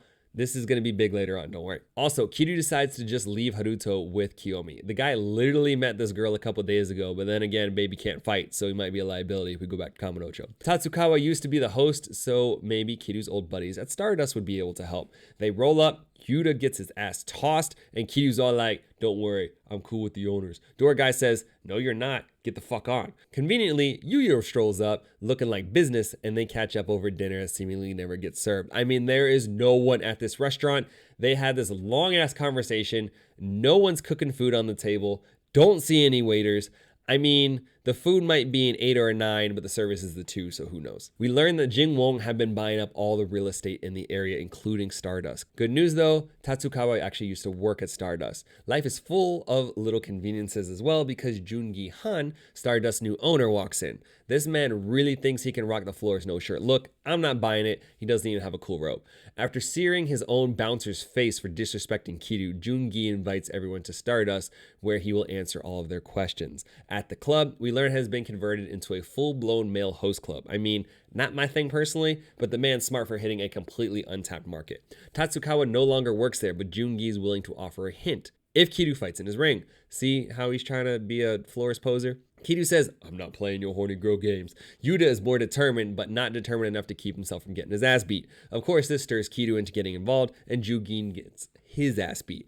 Jungi Han is a man of his word and tells Kiryu that Tatsukawa was very likely an informant for the Triads. He also shares his address. Finally, they get a chance to confront the alleged father. Not really. You probably forgot. This is a Yakuza game. That man is dead. Someone rolled up and straight cut down Tatsukawa. If you didn't think it was getting real before, well, here we are. The next day, Date says Tatsukawa was likely murdered by the Triads, his own gang. This leads Kiryu thinking the Triads might have something to do with Haruka's accident, which leads Kiryu wanting to track down our Chinese friend with the not-so-Chinese name, Ed. Kiryu recruits Akiyama to help and learns the Tojo, once again, are completely fucked because they were the ones that started the fire and allowed the Triads to move in. Say what? Why would they do that? Daigo wouldn't. You're right. Daigo wouldn't. But Sugai would in an effort to get rid of Daigo. That's right. Sugai's two-faced ass teamed up with the Triads, set the fire to Little Asia to let the Triads in, and incited a quote-unquote war to get Daigo in jail. But now it's really gone to shit because the war turned real once Jimmy got murdered. Sugai and Somea are not happy about Kiryu coming back because they're trying to take over the Tojo for themselves. Akiyama starts talking about dreams and shit, but no one cares. I was too busy trying to figure out why this guy with a selfie stick had to take his photo 15 times. 東上会と中国マフィアの抗争に加えて人言派が町中の風俗店を買い占めています。ご存知かどうか、スターダストもその餌食になりました。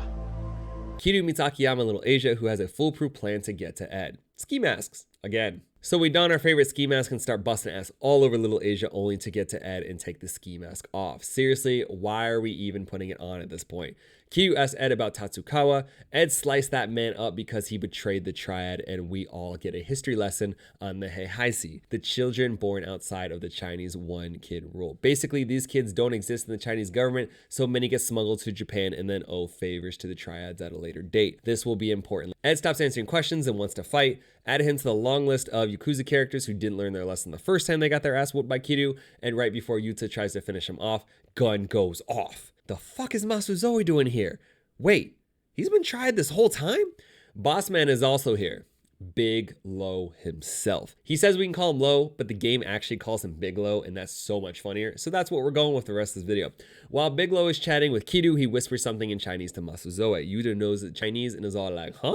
Even though we busted in and busted up his whole gang, Big Lo's willing to meet Kiryu for a nice chat the next day in the ruins of Shangri-La. Afterwards, Yuta tells everyone what Big Lo said. Basically, he said the secret Hiroshima holds can never be revealed. Oh shit.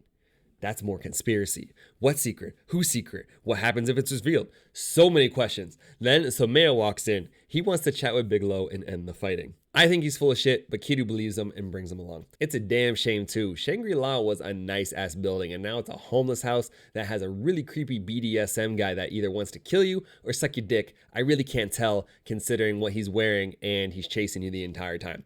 They finally make it to Big Lo. He's not a fan of Somea and starts confirming everything Akiyama said. The Tojo invited the triads to Kamurocho. The Tojo killed Jimmy Lo. The Tojo started a fake war to get Daigo in jail. Somea then pulls a gun on Big Lo. Kiryu's naturally like, what the fuck are you doing? I trusted you. And proceeds to beat Somea's ass again. Afterwards, Big Lo just lets Somea go. He's not the one who killed Jimmy. It was Sueno Iwami. He's the one trying to control Tojo leadership. He's the one that tried to kill Big Lo, messed up and got Little Lo, aka Jimmy, killed. Sugai and Somea are just pawns in Iwami's plan. Enough Yakuza conspiracy BS.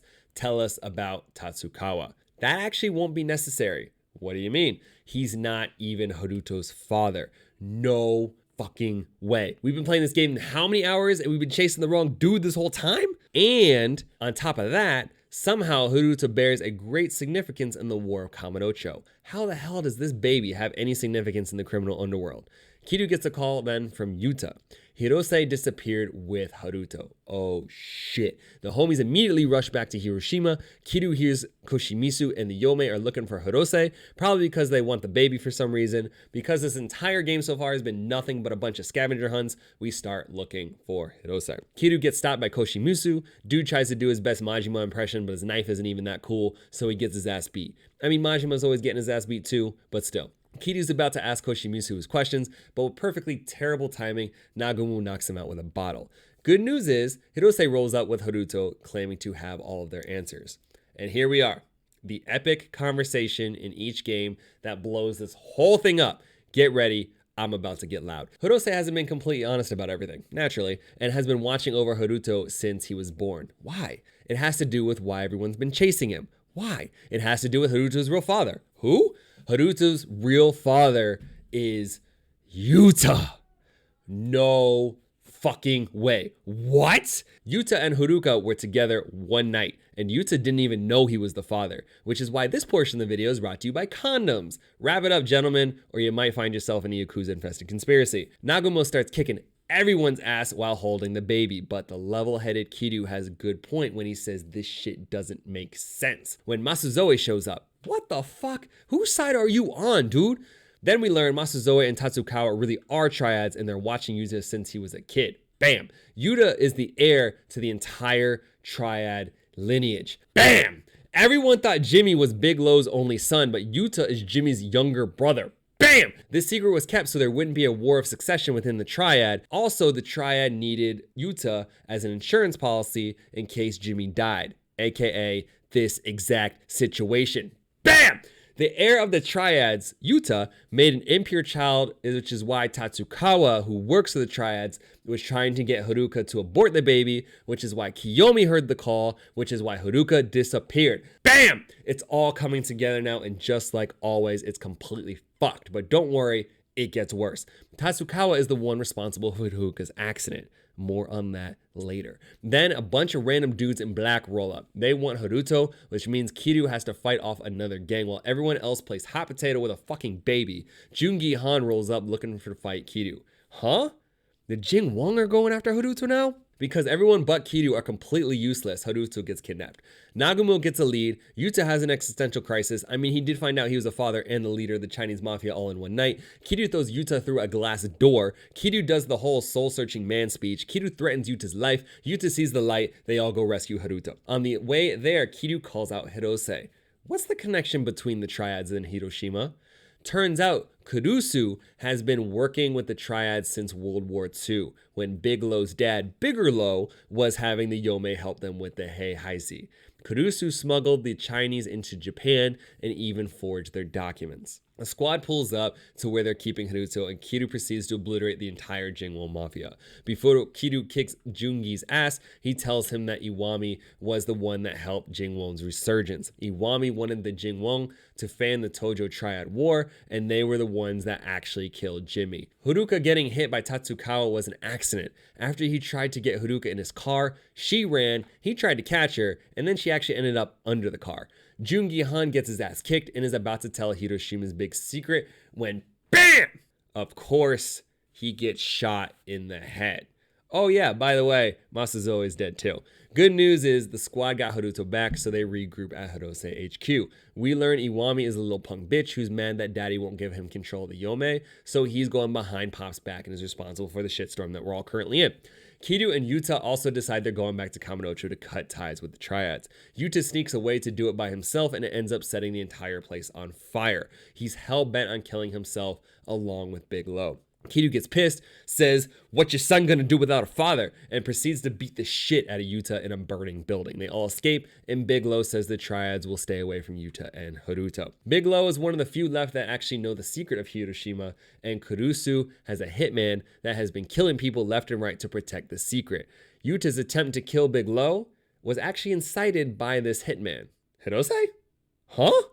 No way. You're telling me Hirose has been Kurusu's hitman and has been playing dumb this whole time? He even murdered Masazoe and Jungi Han because they had become liabilities in order to keep the secret. The reason why the kid is so important is because he's a massive bargaining chip to try and get Bigelow to disappear. Again, trying to protect the secret. What is this damn secret? Turns out Bigelow doesn't even actually know the secret. What? On Bigelow's deathbed, he left Bigelow clues to uncover it, but Bigelow could never figure it out. He was bluffing when he renegotiated the Heihaise deal with Kurusu. Bigelow wanted to stay away from Kurusu from that point on in order to limit the chance of getting caught in his bluff. But Iwami struck a deal with Jimmy behind everyone's back. Jimmy got drunk one night and told Iwami the truth that Bigelow didn't actually know the secret, so at that point forward, Iwami had Bigelow by the balls and forced the Triads to comply with the fake war plan. After Daigo got arrested, Iwami didn't need the Triads anymore, so that's why he's trying to kill them all. And of course, he's doing all of this so he can control the Tojo. Later, Bigelow gives Kiryu a microfilm and asks him to reveal the secret. Bigelow's as good as dead at this point since he broke the bloodline lineage. Kiryu and Date make Yuta stay with the family, and Kiryu goes back to Hiroshima again. There's a small cinematic that introduces Daidoji. Long story short, he's a corrupt political cherry on this Yakuza collusion Sunday. Basically, he's in cahoots with Kurusu. After some convincing, Kiryu gets the Hirose boys to join him on a most annoying scavenger hunt of this entire game. They actually crack the code and end up at a shipyard where, you guessed it, they have to beat the shit out of everybody. They make it to the door hiding the secret when they get attacked by a guy in another ski mask. Guy starts talking when we immediately know it's Hirose. Again, not sure why he even had the ski mask on in the first place, but then Kiryu has to beat the hell out of him too, so he does. Then a massive alarm goes off and everything starts shaking. One of the Hirose homies actually pulled a lever in the secret room, and he probably shouldn't have touched it because guess what? The secret's out. Why is there a massive battleship just chilling underneath the Hiroshima harbor? Conveniently, Kurusu rolls up to answer all of those questions and tells us that that is actually the most classified military secret in all of Japan. As you could guess, he tells a very long story that I'm going to oversimplify, so here it goes. Government wanted to build a big boat with guns. They weren't supposed to build a big boat with guns, so they did it anyway with illegal money and supported an underground criminal organization, the Yomei, to keep the secret for generations. Chinese refugees worked on it, which is why the Triads know the secret. Big boat is proof of governmental collusion. Kurusu then tells Hirose to kill everyone. Hirose for the first time hesitates and he immediately catches a bullet from Kurusu. Kurusu then just walks away. Hirose says to let him go because at this point he's just a dead man walking. He takes his final breath and dies. In the Kurusu's office, Iwami's snake-ass made a new deal with Daidoji and started whining about how daddy wouldn't let him manage the Yomei. Then Koshimizu rolls up with a gun. Iwami takes his shirt off for literally no reason other than to show off his shitty tattoo and walks off while Koshimizu kills Kurusu. Daidoji tells Iwami that if he can kill Kiryu before he dies, Iwami can be the new Yomei chairman. He's pissed because they revealed the secret. Back in Haruka's hospital room, no way. Haruka is finally awake. The next day, Somaya warns Kiryu that Iwami's coming for that ass. Naturally, this means Haruka's in danger, so we're going back to Kamurocho. Really getting our mileage on this one, aren't we, Kiryu?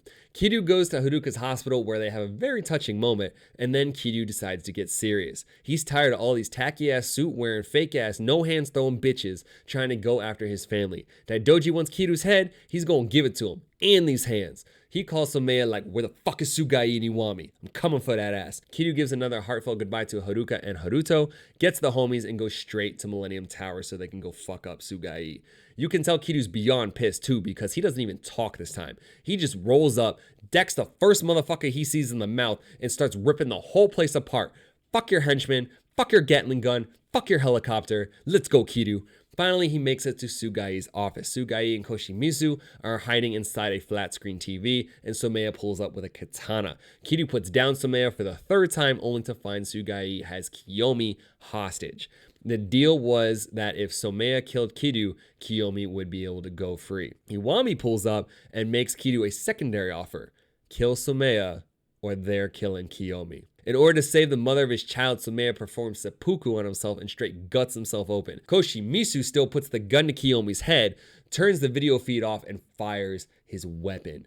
No fucking way, he did not just kill her. What about the kid? With his dying breath, Somaya makes Nagumo promise to look after his child. Man has a change of heart, but unfortunately doesn't live to see it through. Damn. This pisses Kiryu off even more, and after breaking a nice-ass TV, Nagumo tips him off to where Iwami and Sugai will be. Fucking hell, now we're going back to Hiroshima apparently. Kiryu and Nagumo decide to go alone and fully expect to die trying, which is weird considering Kiryu's been through way crazier shit up to this point. Anyway, they roll up to Kurusu's funeral and put the whole gang on their asses. Koshimizu sashimi's Nagumo, but he gets his in the end. Kiryu's not fucking around because he caves Koshimizu's face in and then calls out Iwami. But these fucking snakes kidnapped Haruka and now have a gun to her head. Iwami does the Yakuza shirt thing because he thinks he's cool. He's not, and Sugai gets a pipe, and they proceed to beat the hell out of Kiryu, who can't fight back because of the situation Haruka is in. This is why Kiryu is about to light your whole shit up. You can't even have a fair fight. As Kiryu's getting his ass beat, the Hirose homies roll up, save Haruka, and now the Dragon of Dojima is about to show Iwami why he should have stayed out of the Yakuza. For the final time in the Kiryu saga, our man shows everyone why back tattoos are cool and proceeds to beat the fuck out of Iwami's punk bitch, two-time and fake-ass Jackie Chan looking model ship building ass. Kiryu is about to finish Iwami, but of course no one checks the bad guys for guns, and Sugai pops one in Nagumo, misses Haruka twice at almost point-blank range, and fires another bullet just as Yuta steps in to protect his family. But no way! Kiryu took the bullet? In a Yakuza Kiwami-like flashback, Kiryu steps in to protect his family and takes 2 more bullets before Nagumo puts Sugai down. Sugai tries to get away, but ends up taking his own life. Seriously, is no one gonna take the gun from the guy? Daidoji flatlines, and Kiryu passes out. No. Is this the end of the dragon? Black screen. 1 month later, Nagumo is looking after Someya's daughter with Kiyomi? She's alive?